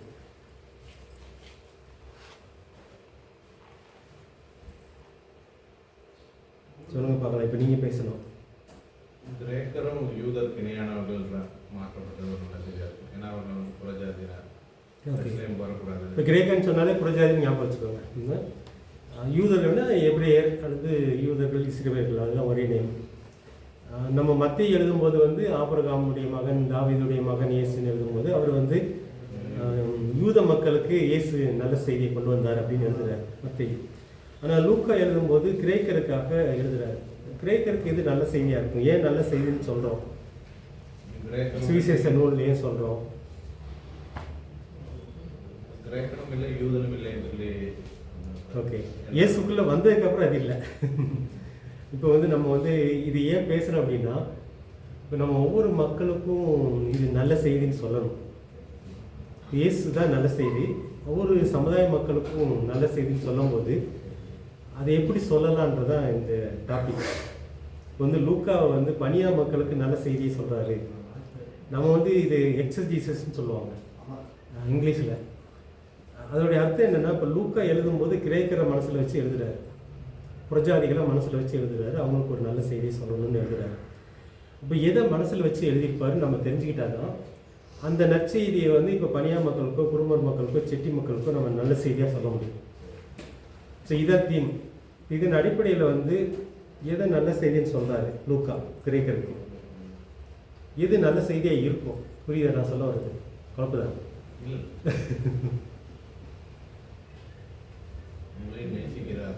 ஓகே, உங்களை நேசிக்கிறார், வேற கடவுள் உங்களை நேசிக்கிறார் அப்படின்றது சொல்கிறோம். இப்போ இதுக்கு முன்னாடி நேசிக்கலையா கடவுள்? இப்போ பனியரை வந்து கடவுள் எப்போ நேசிக்க ஆரம்பிச்சார்? இல்லை கிரேக்கரை எப்போ நேசிக்க ஆரம்பிச்சார்? இதெல்லாம் யோசிக்கிறதுக்காக கேட்குறேன் நான். ஆதாமின் சந்ததியை மாத்திட்டாரு. அதனால எல்லாரும் அதான் கடவுளின் பிள்ளையா மாத்தினது. ஓகே, வேற எது வச்சுக்கிட்டு எதின் அடிப்படையில் இப்போ வந்து சரி நம்ம கிரேக்கருக்கு போகிறதுக்கு முன்னாடி மத்தேயு வந்து யூதருக்கு நல்ல செய்தி எழுதுறாரு. யூதருக்கு எதை நல்ல செய்தியான்னு சொல்கிறார் அவர்? எது அவங்களுக்கு நல்ல செய்தின்னு போய் சேருது எதன் அடிப்படையில்? சரி, ஆபிரகாம். ஓகே, ஆபிரகாமுக்கு ஆண்டவர் வாக்கு கொடுத்தாரு. அப்புறம் தாவீது நல்ல ராஜாவாக இருந்தார், அதே மாதிரி நமக்கு ஒரு ராஜா மேசியா இயேசு அப்படின்னு சொல்கிறாரு. அது அவங்களுக்கு நல்ல செய்தி. அது நல்ல செய்தியாக அவங்க எப்படி எடுத்துக்கிட்டாங்க? அந்த காலகட்டம் எப்படி இருந்துச்சு? இப்போ இஸ்ரேல் மக்கள் வந்து இப்போ இயேசு பிறந்த காலகட்டம், வாழ்ந்த காலகட்டம் இஸ்ரேல் மக்களுக்கு எப்படி இருந்துச்சு, யூதருக்கு எப்படி இருந்துச்சு? ஓகே, இங்கே வந்தால் தான் நமக்கு அது புரியும். இப்போ வந்து நல்ல செய்தி அப்படின்னா ஏதோ ஒரு சிக்கல் இருக்காங்க, அவங்க ஏற்கனவே நல்லா இருக்காங்க அப்படின்னா நீங்கள் ஒருத்தருக்கு நல்ல செய்தி சொல்கிறோம், நான் வந்து எனக்கு எந்த பிரச்சனையும் இல்லை, ஒரு கவனம் இல்லை, நல்லா இருக்கிறேன், சந்தோஷமாக இருக்கிறேன் அப்படின்னா எனக்கு எது நல்ல செய்தியாக இருக்கும்? முடியாது, இருக்கிறதுக்கு வாய்ப்பு இல்லை. ஏற்கனவே நான் சந்தோஷமாக இருக்கேன். அதே மாதிரி தான் இப்போ இஸ்ரேல் மக்கள் வந்து ஏதோ ஒரு சிக்கலில் இருக்காங்க, ஏதோ ஒரு பிரச்சனையில் இருக்காங்க, அப்போ தான் அது நல்ல செய்தியாக போக முடியும். புரியுதா நான் சொல்ல வரது?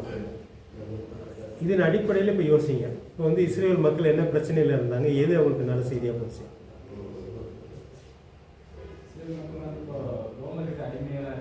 ஓகே, இன்னும் ரோமருக்கு அடிமையாக இருந்தாங்க. அரசியல் அமைப்பு படி பார்க்கும்போது ரோமருக்கு அடிமையாக இருந்தாங்க. வேற நியாயப்பிரமாணத்துக்கு அடிமையாகிட்டாங்க. வேற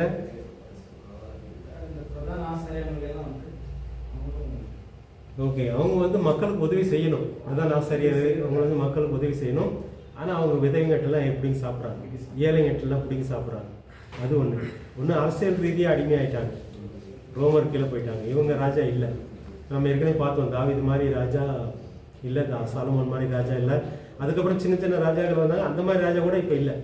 இயேசு பிறந்த காலகட்டத்தில் இவங்க ரோமருக்கு, இவங்களுக்குன்னு ராஜான்னு சொல்லிக்கிறது யாருமே இல்லை. ஸோ ஒன்று அரசியல் அடிமை, இன்னொன்று வந்து மத ரீதியிலையும் அவங்க அடிமையாக இருக்கிறாங்க. பிரமாணம் கொடுக்கப்பட்டுச்சு, பிரமாணம் அவங்களுக்கு உதவி செய்யணும், ஆனால் அவங்க உதவி செய்யலை. அவங்களுக்கு ஊழியக்காரங்க கொடுக்கப்பட்டாங்க, ஊழியக்காரங்க வந்து சமுதாயத்துக்கு உதவி செய்யணும், அவங்களும் உதவி செய்யலை. ஸோ மத ரீதியாக அடிமை, அரசியல் ரீதியாக அடிமை. வேற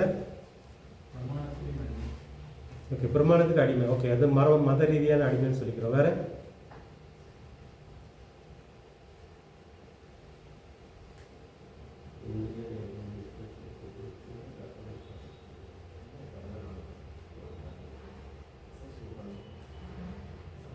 வேற ஏதாவது?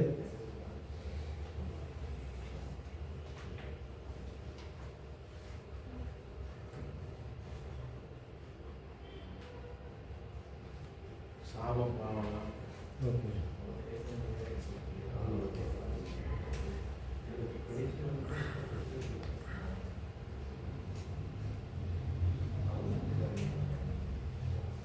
ஒன்று அரசியல் ரீதியான அடிமை, ரோமர்களிடம்.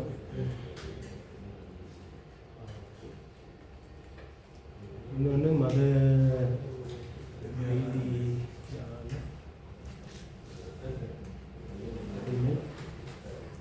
ஒன்று பிரமாணம், இன்னொன்று வந்து விவசாயிகள், வேற எதாவது இருக்குது அடிமைகள் அப்படின்னு பார்த்தீங்கன்னா? அவங்களுக்கு உண்மையான ஒரு இது கிடைக்கலையே. விடுதலை ஓகே, ஆபத்துல இருந்தோ சாபத்துல இருந்தோ விடுதலை கிடைக்கல. அது எப்படி சொல்லலாம்? இப்போ அரசியல் பொருளாதாரம்னு சொல்லலாம், அரசியல் பொருளாதாரத்துலேயும் சொல்லலாம்.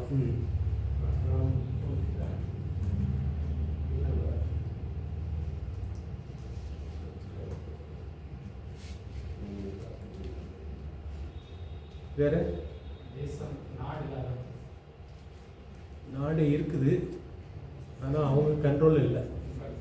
நாடு இருக்குது, யூதேயா கலிலேயா எல்லாமே அவங்க நாடு தான், அவங்க கோத்திரங்கள் தான் இருக்கிறாங்க, ஆனால் அவங்க கண்ட்ரோல் இல்லை. பண்ண தவறுகளுக்கான வீடியோ அவங்களுக்கு கிடைக்கல. அந்த விக்கிர வணக்கத்துக்குள்ள போய் சாபம் சாபம் சாபம்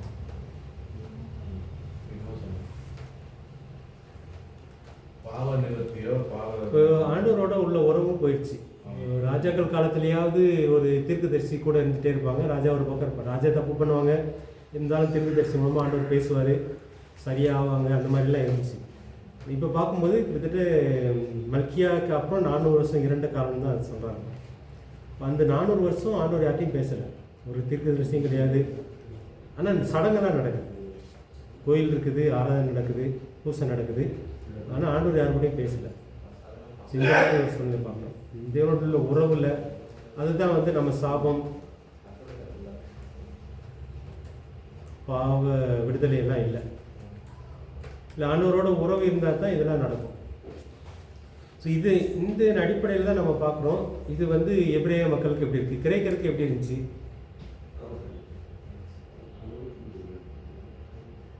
ஒரு 2000 வருஷத்துக்கு முன்னாடி உள்ள காரியங்களை யோசித்து பார்க்குறோம்.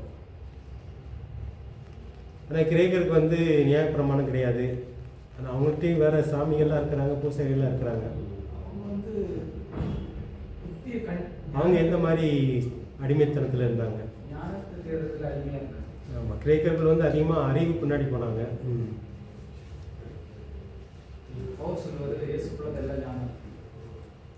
ஓகே,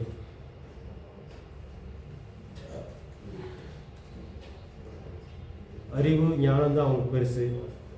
யூதர்கள் வந்து அடையாளத்தை தேடினாங்க, கிரேக்கர்கள் வந்து ஆமாம் ஞானத்தை தேடினாங்க. ரோமர்கள் வந்து எது மேலே எதை பெருசாக நினச்சாங்க? இந்த கிரேக்கர்னு பார்த்தீங்கன்னா, கிரேக்க சமுதாயன்றது வேற, ரோமர் வந்து அவங்க பிரஜாதிக்குள்ளே வருவாங்க, ஆனால் அவங்க வேற மொழி பேசுகிறவங்க.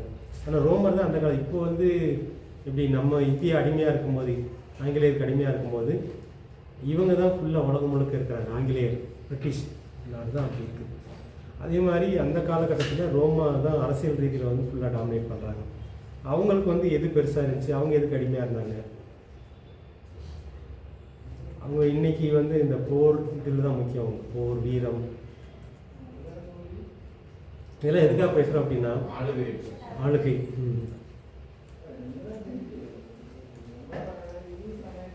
இந்த லூக்காவில் நம்ம பார்த்தோம், லூக்கா 4ஆம் அதிகாரத்தில் இயேசு சோதனை முடித்து நாசரேத்து தேவாலயத்துக்கு போகிறாரு, ஜெபாலயத்துக்கு போகிறாரு. ஜெபாலயத்தில் போய் இது ஒரு சுல் எடுத்து வாசிக்கிறார். இந்த அபிஷேகம் நம்ம பார்க்குறோம், ஏற்கனவே அபிஷேகத்தை பற்றி பேசுகிறேன். அங்கே வந்து ஏசையா புத்தக சொல்ல அவர் கொடுக்கப்படுது, அவர் எடுத்து வாசிக்கிறார். அதுதான் நம்ம இங்கே வாசிக்கிறோம். இது என்னென்னா, இந்த ராஜ அபிஷேகம் என்ன, இவருக்கு வந்து இந்த ஏசையா எழுதினதை புத்தக சொல் கையில் கொடுக்குறாங்க, அதை வாசிக்கிறார். 4:17-21 பார்த்தீங்கன்னா, அப்பொழுது ஏசையா தீர்க்கதரிசியின் புஸ்தகம் அவருக்கு கொடுக்கப்பட்டது. அவர் புஸ்தகத்தை விரித்த பொழுது, கர்த்தருடைய ஆவியானவர் என் மேல் இருக்கிறார், தரித்திரருக்கு சுவிசேஷத்தை பிரசங்கிக்கும்படி என்னை அபிஷேகம் பண்ணினார், இருதயம் நறுங்குண்டவர்களை குணமாக்கவும், சிறைப்பட்டுள்ளவர்களுக்கு விடுதலையையும், குருடருக்கு பார்வையை பிரசிப்படுத்தவும், நொறுங்குண்டவர்களை விடுதலையாகவும், கர்த்தருடைய அனுக்கிரக வசத்தை பிரசிப்படுத்தவும் அவர் என்னை அனுப்பினார் என்று எழுதியிருக்கிற இடத்தை அவர் கண்டு வாசித்து புஸ்தகத்தை சுருட்டி பணியுடைய காரணத்தில் கொடுத்து உட்கார்ந்தார். ஜெப ஆலயத்தில் உள்ள எல்லாருடைய கண்களும் அவர் மேல் நோக்கமாக இருந்தது. அப்பொழுது அவர்களுடைய பேசத் தொடங்கி, உங்கள் காதுகள் கேட்க இந்த வாக்கியம் இன்றைய தினம் நிறைவேறிற்று என்றார். இதுதான் நல்ல செய்தின்றது, வேறு ஒன்றும் கிடையாது. இந்த நல்ல செய்தியை வந்து இப்போ நம்ம புரிய வைக்கணும். இப்போ வந்து லூக்கா வந்து கிரேக்கருக்கு புரிய வைக்கிறாரு, மத்தேயு வந்து யூத மக்களுக்கு புரிய வைக்கிறார், ட்ரை பண்ணுறாரு. இப்போ வந்து நம்ம மக்களுக்கு புரிய வைக்கணும். இப்போ நம்ம மக்களுடைய சிக்கல் என்னன்னு தெரிஞ்சால் தான் அவங்களுக்கு வந்து நல்ல செய்தி புரிய வைக்க முடியும். நாங்கள் இந்த நேபாள் டீமில் பேசிகிட்டு இருக்கும்போது ஒரு டீம் வந்து 4 லாங்குவேஜ் வந்தாங்க. இந்த 4 லாங்குவேஜ் டீமில் ஒரு மக்கள் வந்து ஃபுல்லாக புத்த மதத்தை வளர்க்குறவங்க. அவங்க என்ன செய்வாங்களான்னா வருஷத்துக்கு இல்லை, ஒரு குழந்தை பிறந்துச்சுன்னா முதல் பிள்ளைய வந்து அந்த புத்த சமயத்துக்கு அதை கொடுத்துடணும், அர்ப்பணிச்சிடணும், கொண்டு போய் விட்டுடணும், அந்த கோயிலில் கொண்டு போய் விட்டுடணும். பையனாக இருந்தால் விட்டுடணும். இப்போ பிள்ளைகளுக்கு ஏதோ சடங்கு வச்சுருக்காங்க, அது ஒரு சடங்கு மாதிரி செஞ்சு கொண்டு போய் விட்டுட்டு வந்துடுவாங்க. ஆனால் சந்தோஷமாக கொண்டு போய் விடுவாங்களா பெற்றவங்க?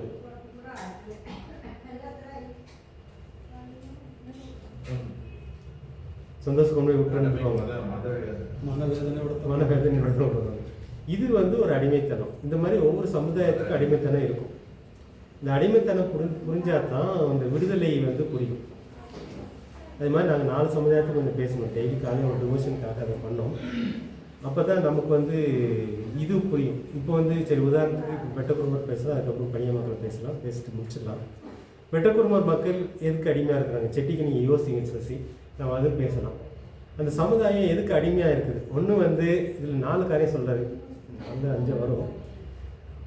சிறை வாழ்க்கை, அடிமைத்தனம். சிறை வாழ்க்கைக்கு அடிமைத்தனத்துக்கு என்ன வித்தியாசம்? பிரச்சனை 4 தான் வரும். ஆவிக்குரிய வறுமை, அப்புறம் சிறை வாழ்க்கை, அதாவது அடிமைத்தனம் அல்லது ஒடுக்கப்படுதல், அப்புறம் ஆவிக்குரிய குருட்டுத்தனம். ஒவ்வொரு சமுதாயமும் இந்த 4 காரியத்துக்குள்ள சிக்கியிருக்கும். பூமிக்குரிய ஆசீர்வாதமே பூமிக்குரிய ஆசீர்வாதமும் அதுவும் சேர்த்துக்கலாம். அது ஒரு அடிமைத்தனம். ஆசீர்வாதத்துக்கு அடிமையாகணுமா இல்லை? புரியல. ஆதாம் வந்து முதல்ல அதுதான் பறிக்கிறான். ஓகே. பிசாசு வந்து ஆதாம் வந்து முதல்ல பறிச்சுட்டு 2ஆம் ஆதாம் இயேசு கிட்ட நான் தரேன்னு சொல்லி காணிக்கிறேன். ஓகே. ஏற்கனவே கடவுள் கொடுத்த பூமியும் அது ஆசீர்வாதம், நீ ஆண்டு கொடுங்க பழகி பெருங்க இதோ அப்புறம் வச்சுட்டு அப்புறம் தான் சாப்பிட கொடுக்குறோம். இருக்கிறாங்க, வேலை செய்கிறாங்க, பூமியை கொண்டு சீர்படுத்துறாங்க. ஆனால் 2ஆம் மாதம் வந்து இதே சத்துவம் இதெல்லாம் என்னது, என்னை வணங்குறீங்க. அப்போ அந்த அங்கே ஆண்டவர் உடைக்கிறார், அவங்க அது அங்கே நிறைவேற்றி முடிக்கிறார். ஸோ அந்த பூமிக்குரிய ஆசீர்வாதமும் மக்களுக்கு அதான் அந்த இது வந்து நம்ம வந்து நெகட்டிவ் ஆஸ்பெக்ட் பார்க்கணும். அதாவது நற்செய்தின்னு வரும்போது நம்ம அதெல்லாம் சொல்லலாம். இப்போ வந்து நம்ம என்ன பார்க்குறோன்னா, இவங்க எதுக்கு அடிமையாக இருக்கிறாங்க, எதில் வறுமையாக இருக்கிறாங்க, எதில் அடிமையாக இருக்கிறாங்க, எதுக்கு சிறைப்பட்டு இருக்கிறாங்க. இப்போ வந்து இந்த சிறை வாழ்க்கைன்னு பார்த்தீங்கன்னா, யூதர்கள் வந்து அரசியல் ரீதியாக ரோமர்கிட்ட சிறைப்பட்டுட்டாங்க. மத ரீதியாக பிரதான ஆசிரியர், பூசாரிகள், இந்த பரிசெயர் இவங்ககிட்ட சிறைப்பட்டாங்க. இந்த நெகட்டிவ் ஆஸ்பெக்ட் நம்ம பார்க்கணும். பார்த்தா தான் இந்த சமுதாயத்தோடு ஒத்து பார்க்க முடியும். இப்போ வந்து நமக்கு தமிழ் மக்கள் வந்து நிறைய பிரிஞ்சிச்சு. அது வந்து ஒவ்வொரு சமுதாயத்துக்கும் நம்ம தனித்தனியாக பார்க்கணும். எதில் சிறைப்பட்டிருக்காங்க, இது நம்ம இப்போ யோசிக்க வேண்டியது சிறைப்பட்ட வாழ்க்கைக்கும் அடிமைத்தனத்துக்கு ஏதாவது வித்தியாசம் இருக்கலாம், ஒடுக்கப்படுகிற வாழ்க்கைக்கு. இப்போ வந்து ரோமரால் அரசியல் ரீதியாக ஒடுக்கப்படுறாங்க யூத மக்கள். மத ரீதியாக இவங்களால பிரதான ஆசாரியர்களாலையும் பரிசெயலாலும் ஒடுக்கப்படுறாங்க. இந்த மாதிரி பார்க்கணும். இந்த மாதிரி வந்து பனிய மக்களுக்கு பார்க்கணும், குருமருக்கு பார்க்கணும், செட்டிக்கு பார்க்கணும். இதை பார்த்தா தான் அவங்களுக்கு அதை விளக்கணும். இப்போ இதெல்லாம் என்ன நினைப்பாங்கன்னா, இதெல்லாம் எங்கள் மதம், எங்கள் கலாச்சாரம் அப்படின்னு பெருமை பேசிகிட்டு இருப்பாங்க. இப்போ வந்து அந்த உதாரணத்துக்கு வந்து இந்த நேபாளில் அந்த ஒரு சமுதாயம் வந்து, நாங்கள் பெருமையாக நாங்கள் எங்கள் பிள்ளை ஒரு பிள்ளையை வந்து புத்தருக்குன்னு கொடுக்குறோம். இது வந்து நெகட்டிவ்னு தெரியாது. இது வந்து சிறைப்பட்டதுன்னு நம்ம புரிய வச்சா தான் இந்த நற்செய்தியே புரியும். இது வந்து நீங்கள் உங்களுக்கு புரிய ஆசீர்வாதம் இல்லை. ஒரு தமிழில் வந்து கலாச்சாரத்தை எங்கள் பாட்டை எப்படி அதை செஞ்சால் பெருமை பேசிகிட்டு இருக்கோம். இப்போ குறும்பரை பொறுத்தவரை பார்த்தீங்கன்னா அதை நம்ம தியானிக்க போகிறோம். தியானிச்சோன்னா புரியும். அது வந்து அவங்களுக்கு பெருமையாக தோணும், எங்கள் கலாச்சாரம், எங்கள் மதம். ஆனால் அது ஒரு சிறைன்றது தெரியாது. யூத மக்களுக்கு அதே மாதிரி தான். நியாய பிரமாணம் பெருசு, எங்கள் மக்களுக்கு அந்த பிரமாணத்தை கொடுத்தாலும் பெருசாக பேசிட்டு இருந்தாங்க. ஆனால் அதுக்கு அடிமையாகிட்டாங்க. அது அவங்களுக்கு உதவி செய்யும். ஆண்டவரை தேடுறதுக்கும், ஆண்டவரை புரிகிறதுக்கும், ஆண்டவரோட பழகுறதுக்கும் பிரமாணம் உதவி செய்யும். ஸோ இதைத்தான் நம்ம பார்க்கணும். இதைத்தான் வந்து இயேசு பிறந்து அதுலேருந்து விளக்குறாரு. நீ வந்து அடிமையாக இருக்க வேண்டாம், நான் உனக்கு விடுதலை கொடுக்குறேன், நான் இதுலேருந்து விடுவிக்கிறேன் அப்படின்ட்டு. முக்கியமாக பார்க்க வேண்டியது நம்ம சிறைப்பட்ட வாழ்க்கை, அடிமைத்தனம். நான் கேட்குறது வந்து சிறை வாழ்க்கைக்கு அடிமைத்தனத்துக்கு ஏதாவது வித்தியாசம் இருக்குதா? நீங்கள் சொல்லும்போது பார்த்தீங்கன்னா இப்போ ஆதாம் வந்து சாத்தானுடைய பேச்சை கேட்டு அவனுக்கு கீழே சிறைப்பட்டுட்டான். இப்போ நம்ம எல்லாமே பாவ சாபத்துக்குள்ளே சிறைப்படும், ஆதாமுக்குள்ளே நம்ம சிறைப்பட்டுட்டோம். அது வந்து பொதுவானது. இப்போ நம்ம வந்து தனியாக பிரித்து பார்க்கணும்.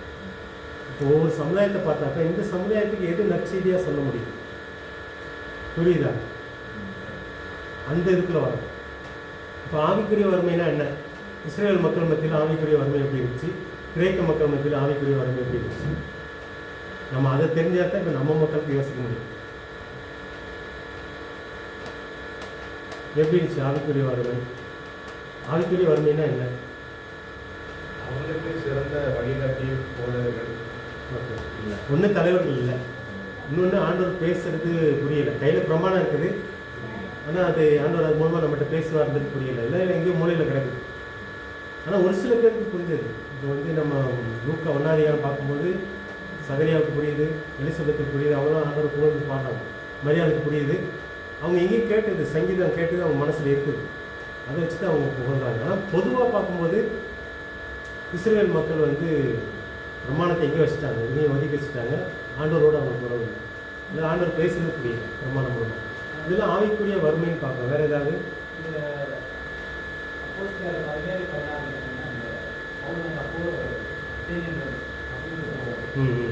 அந்த மக்கள் வந்து நூதனமாக வந்து ரொம்ப அடிமையிருப்பாங்க. அந்த மாதிரி பேசுறது மாதிரி அது இல்லாமல் அவங்க வந்து தேவ பக்தி உள்ளவர் இல்லை, பக்தி இருக்கு ஆனால் அறியப்படாத தேவர்கள் வந்து கிரேக்கருடைய அடிமைத்தனம் பார்க்கும்போது நம்ம இதுக்குள்ளே போயிடலாம். இப்போ மாற சொல்கிறது அத்தனை பட்டத்தில் வந்து பல தெய்வத்துக்கு சிலை வச்சுருக்காங்க, இது வச்சுருக்காங்க, பீடம் வச்சுருக்காங்க. கடைசியில் இது தவிர வேறு ஏதாவது ஒன்று இருந்துச்சு அப்படின்னா அறியப்படாத தேவனுக்கு அப்படின்னு ஒன்று வச்சு கும்பிட்டுருக்காங்க. இப்போ அவங்க எதோ மிஸ் பண்ணிட்டோமோ அப்படின்ற மாதிரி. இப்போ அவங்க கிரேக்கர் இது வந்து இது நிறைய வழியில் தேடுறாங்க, கடவுளை வந்து பல வழியில் தேடுறாங்க. அதில் எதாவது மிஸ் பண்ணியிருப்போமோன்னு நினச்சி அது ஒன்று வச்சுக்கிறாங்க. ஸோ கிரேக்கர் வந்து ஒரு பக்கம் வெறும் அறிவு மட்டும் இல்லை, கடவுளையும் தேடுறாங்க, பல கடவுளுக்கு மாதிரி. அவங்க வந்து வீரத்துக்கு ஒரு கடவுள், அப்புறம் கல்விக்கு ஒரு கடவுள், ஞானத்துக்கு ஒரு கடவுள், நம்ம அங்கேருந்து தான் இங்கே வந்துருக்காங்க. இந்து மக்கள் வந்து அங்கேருந்து தான் அங்கே எடுத்திருப்பாங்க அப்படின்றாங்க. கிரேக்க மக்களுடைய தெய்வங்களை தான் இவங்க களவாடி இருப்பாங்கன்ற மாதிரி தான் சொல்கிறாங்க. வேறு நீங்கள் என்ன செய்யணும்னா அடுத்த வாரத்தில் வரும்போது இப்போ பணியா மக்களுக்கு யோசிக்கணும், குடும்ப மக்கள் எப்படி சிக்கியிருக்கிறாங்க, ஆவிக்குரிய வறுமை என்ன, எதில் அவங்களுடைய சிறை வாழ்க்கை எதில் இருக்குது, அவங்களுடைய அடிமைத்தனம் எங்கே ஒடுக்கப்படுறாங்க, ஆவிக்குரிய குருட்டுத்தனம் எங்கே இருக்குது. இது நம்ம தெரிஞ்சால் தான் அவங்களுக்கு வந்து இந்த நல்ல செய்தியை நம்ம மக்களுக்கு புரியுற மாதிரி சொல்ல முடியும். இதைத்தான் பவுல் வந்து அவருடைய ஊழியத்தில் வளர்க்குறாரு. வந்து லூக்கா ஆரம்பிச்சிடாரு. பவுல் இதெல்லாம் படித்து அவருடைய யூத மக்களை படிச்சுட்டு ரோமருக்கு எழுதும்போது எழுதுறாரு, இதுதான் ஆனால் உங்களுக்கு கண் திறக்கப்படல அப்படின்னு சொல்லி வளர்க்குறாரு. ஸோ நம்ம படிக்க போகிற இந்த நல்ல செய்திங்கும் போது பொதுவாக எல்லாருக்கும் அப்படின்ற மாதிரி பொதுவான ஒன்று இருக்குது. ஆதாமுக்குள்ள எல்லாம் நம்ம சிறைப்பட்ட வாழ்க்கைன்னு ஒன்று இருக்குது, அது வேறு.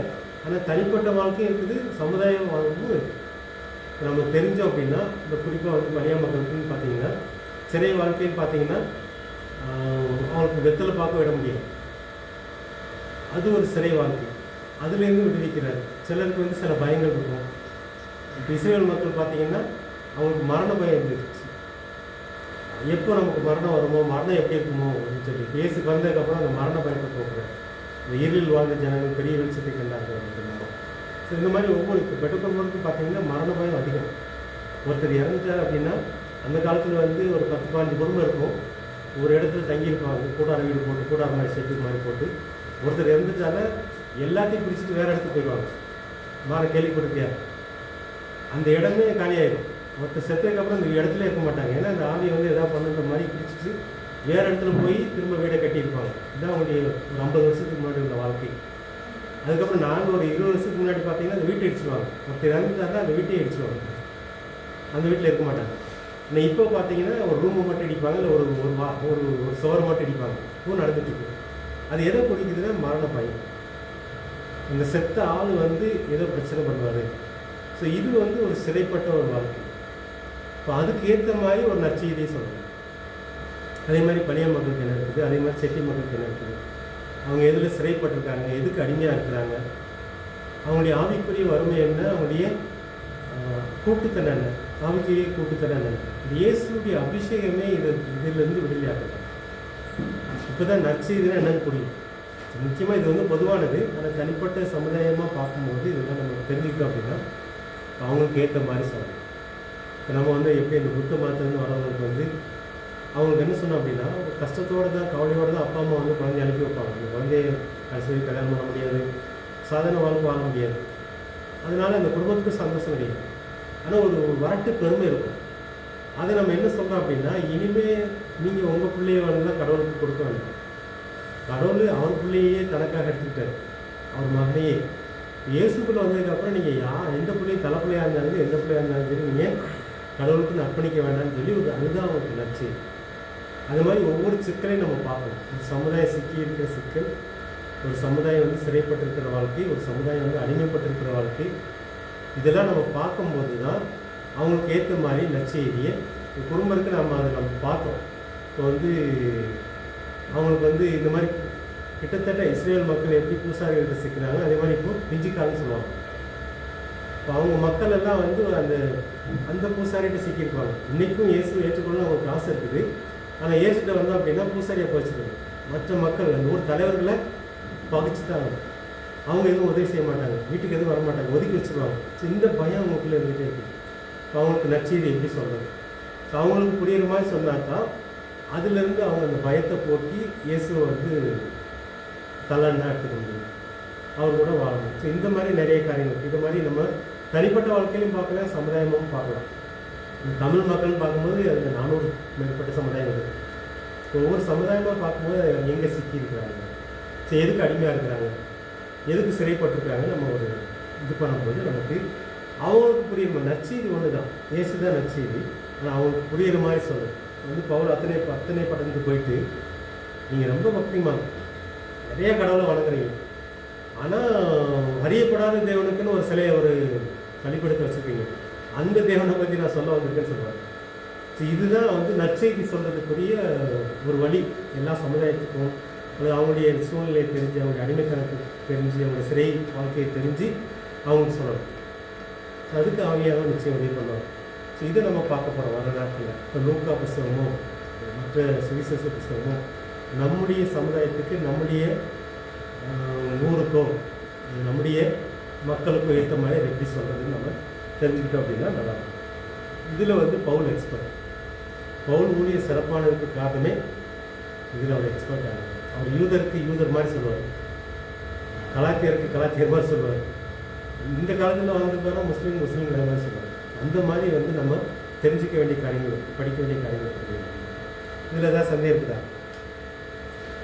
நான் இன்னும் டீட்டெயிலாக உள்ளே போகலை, சும்மா ஒரு ஸ்டார்ட் பண்ணி வைக்கிறேன். நீங்கள் பாருங்கள், இதே மாதிரி செட்டி மக்களுக்கு யோசிக்கலாம், தனியார் மக்களுக்கு யோசிக்கலாம், அவங்க சிறைப்பட்ட வாழ்க்கை என்னன்னு தெரியும். இல்லை பொதுவாக போயிட்டு இயேசு உங்களை நேசிக்கிறார், இயேசு அன்பாக இருக்கிறார் அப்படின்னா புரியும். அவங்களுக்கு சொல்கிறதுக்குன்னு ஒரு விதம் வச்சுருக்காங்க. அதுக்கு தான் ஆனால் நம்மளை தேர்ந்தெடுத்துக்கிறார். அதனால் நம்ம தெரிஞ்சு சொல்லும்போது அவங்களுக்கு அப்போ தான் புரியும், அவங்களுக்குள்ளே இருக்கிற பிரச்சனை புரியும். அவங்க எங்கே சிறைப்பட்டிருக்காங்க, எதில் அவங்களுக்கு முடியாமல் இருக்குது. இப்போ வந்து நான் ஏற்கனவே சொன்ன மாதிரி ஒருத்தருக்கு ஒரு பிரச்சனையும் இல்லை, அவங்களுக்கு போய் நச்சு. இப்போ வந்து நாங்கள் கூர்கீஸ்னு ஒரு அந்த பைபிள் டிரான்ஸ்லேஷன் நடக்குது, கொடகு மக்கள் கூர்கீஸ்ன்னு இருக்காங்க, எல்லாம் நல்லா பழக்காங்க. ஒவ்வொருத்தருக்கும் 50 ஏக்கர் எஸ்டேட் இருக்கும், காஃபி எஸ்டேட் இருக்கும், பங்களா இருக்கும், வீட்டில் அவ்வளோ வசதியாக இருப்பாங்க. அவங்கள போய் பைபிளை கொடுத்துட்டு இயேசு உங்களை நேசிக்கிறான்னு சொன்னால் அவங்க என்ன எடுத்துக்குவாங்க? அவங்களுக்கு தேவையில்லை, இயேசு தேவையில்லை.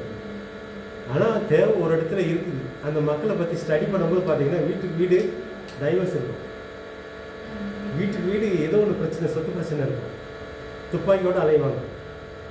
அப்போ அவங்களுக்கு ஏற்ற மாதிரி சொல்லணும். அவங்களுக்கு எந்த இடத்துல எதை சொன்னால் அவங்களுக்கு நற்செய்தியாக இருக்கும். அவங்களுக்கு போய் இயேசு உங்களுக்கு பணம் கொடுப்பாரு, இயேசு உங்களுக்கு கார் கொடுப்பாருங்கிறது அவங்களுக்கு புரியாது. அவங்களுக்கு உரிய பிரச்சனையை நம்ம தெரியும் போது அவங்களுடைய சிறைப்பட்ட வாழ்க்கை என்ன, அவங்களுடைய அடிமைத்தனம் என்ன அப்படின்னு தெரிஞ்சால் தான் அந்த மக்களுக்கு வந்து நல்ல நற்செய்தி சொல்லணும். இது மாதிரி ஒவ்வொரு மக்களுக்கும் இருக்குது. நம்ம உதாரணத்துக்கு கூர்க்கி மாதிரி சொல்லலாம், கிராமத்தில் வாங்க. அப்போ வந்து நம்ம பனியார் மக்களை வந்து நம்ம அந்த மக்கள்னு வந்திருக்கோம். இப்போ அந்த மக்களுடைய அடிமைத்தனம் என்ன, அந்த மக்களுடைய சிறை வாழ்க்கை என்ன, அந்த மக்கள் எங்கே கஷ்டப்படுறாங்க, ஆண்டோடைய உறவு இல்லாமல் எங்கே கஷ்டப்படுறாங்க, அவங்களுக்கு எப்படி அந்த ஆண்டோடைய உறவை நம்ம ஏற்படுத்தி கொடுக்குறது. ஸோ இதுதான் நற்செய்தின்னு சொல்லி வேறு எதாவது கேட்க விரும்புறீங்களா? அது மாதிரி ஏதாவது சொல்ல விரும்புகிறீங்களா? மெட்டகுரும்பா, செட்டி, சிறைப்பட்ட வாழ்க்கை, அடிமைத்தனம், ஒடுக்கப்படுதல். இந்த சிறை வாழ்க்கைன்றது வந்து அவங்களா ஒரு கலாச்சாரத்தின் அடிப்படையில் போய் சிறைப்பட்டிருப்பாங்க. அடிமைத்தனம் ஒடுக்கப்படுதல வந்து வேற யார் மூலமாக நடக்கும். இந்த அடிமைத்தனம் ஒடுக்கப்படுகிறது வந்து அதுவும் இதில் பின்னாடி சாத்தா இருப்போம், ஆனால் மனுஷங்கள் நேரடியாக இருப்பாங்க. மறைமுகமாக வந்து சாத்தானுடைய செயல்கள் அப்படின்னு சொல்லி பார்க்கலாம். ஆவிக்குரிய வறுமைன்னு பார்த்தீங்கன்னா ஆண்டவரோட பேச முடியல, ஆண்டவர் பேசுகிற புரியுது. இது இன்னைக்கு இருக்க சபைக்கு இருக்குது, மற்றவங்களுக்கு இருக்குது.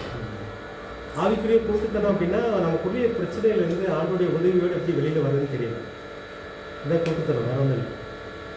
நம்ம கையில் வேதம் இருக்குது, நமக்கு வந்து சத்தியம் தெரியுது, நமக்குள்ள ஒரு பிரச்சனை இருக்குது, நம்ம குடும்பத்தில் ஒரு பிரச்சனை இருக்குது, வேதத்தை கொண்டோ சத்தியத்தை கொண்டோ அது வந்து நம்மளால் வெளியில் வர முடியாமல் தடுமாறும். ஸோ அது வந்து ஆவிக்குரிய கூட்டுத்தனம் தான்.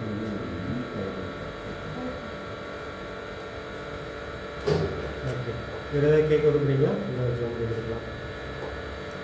சசி ஒரு ஜாம் பண்ணுறீங்களா? வர நாட்களில் நம்ம இது நல்லா புரிஞ்சு நற்செய்தியை வந்து நம்ம பணியருக்கு ஏற்ற மாதிரி சொல்லணும், செட்டி மக்களுக்கு ஏற்ற மாதிரி சொல்லணும், குடும்பத்துக்கு ஏற்ற மாதிரி சொல்லணும், நாய்க்கிற மக்களுக்கு, தமிழ் மக்களுக்கும் நான் இதை படிக்கணும்னு ஆசை. ஆனால் ஒவ்வொரு சமுதாயமாக படிக்கணும், அவங்களுடைய சிறைப்பட்ட வாழ்க்கை அப்போ தான் புரியும். அதுக்குள்ளே படிக்கணும்னு ஆசை. நான் நிறையா சமுதாயங்கள் இருக்குது, அதுக்கான ஞானத்தை ஆண்டவர் கொடுக்கட்டும். சசி ஜாம் பண்ணிக்கலாம்.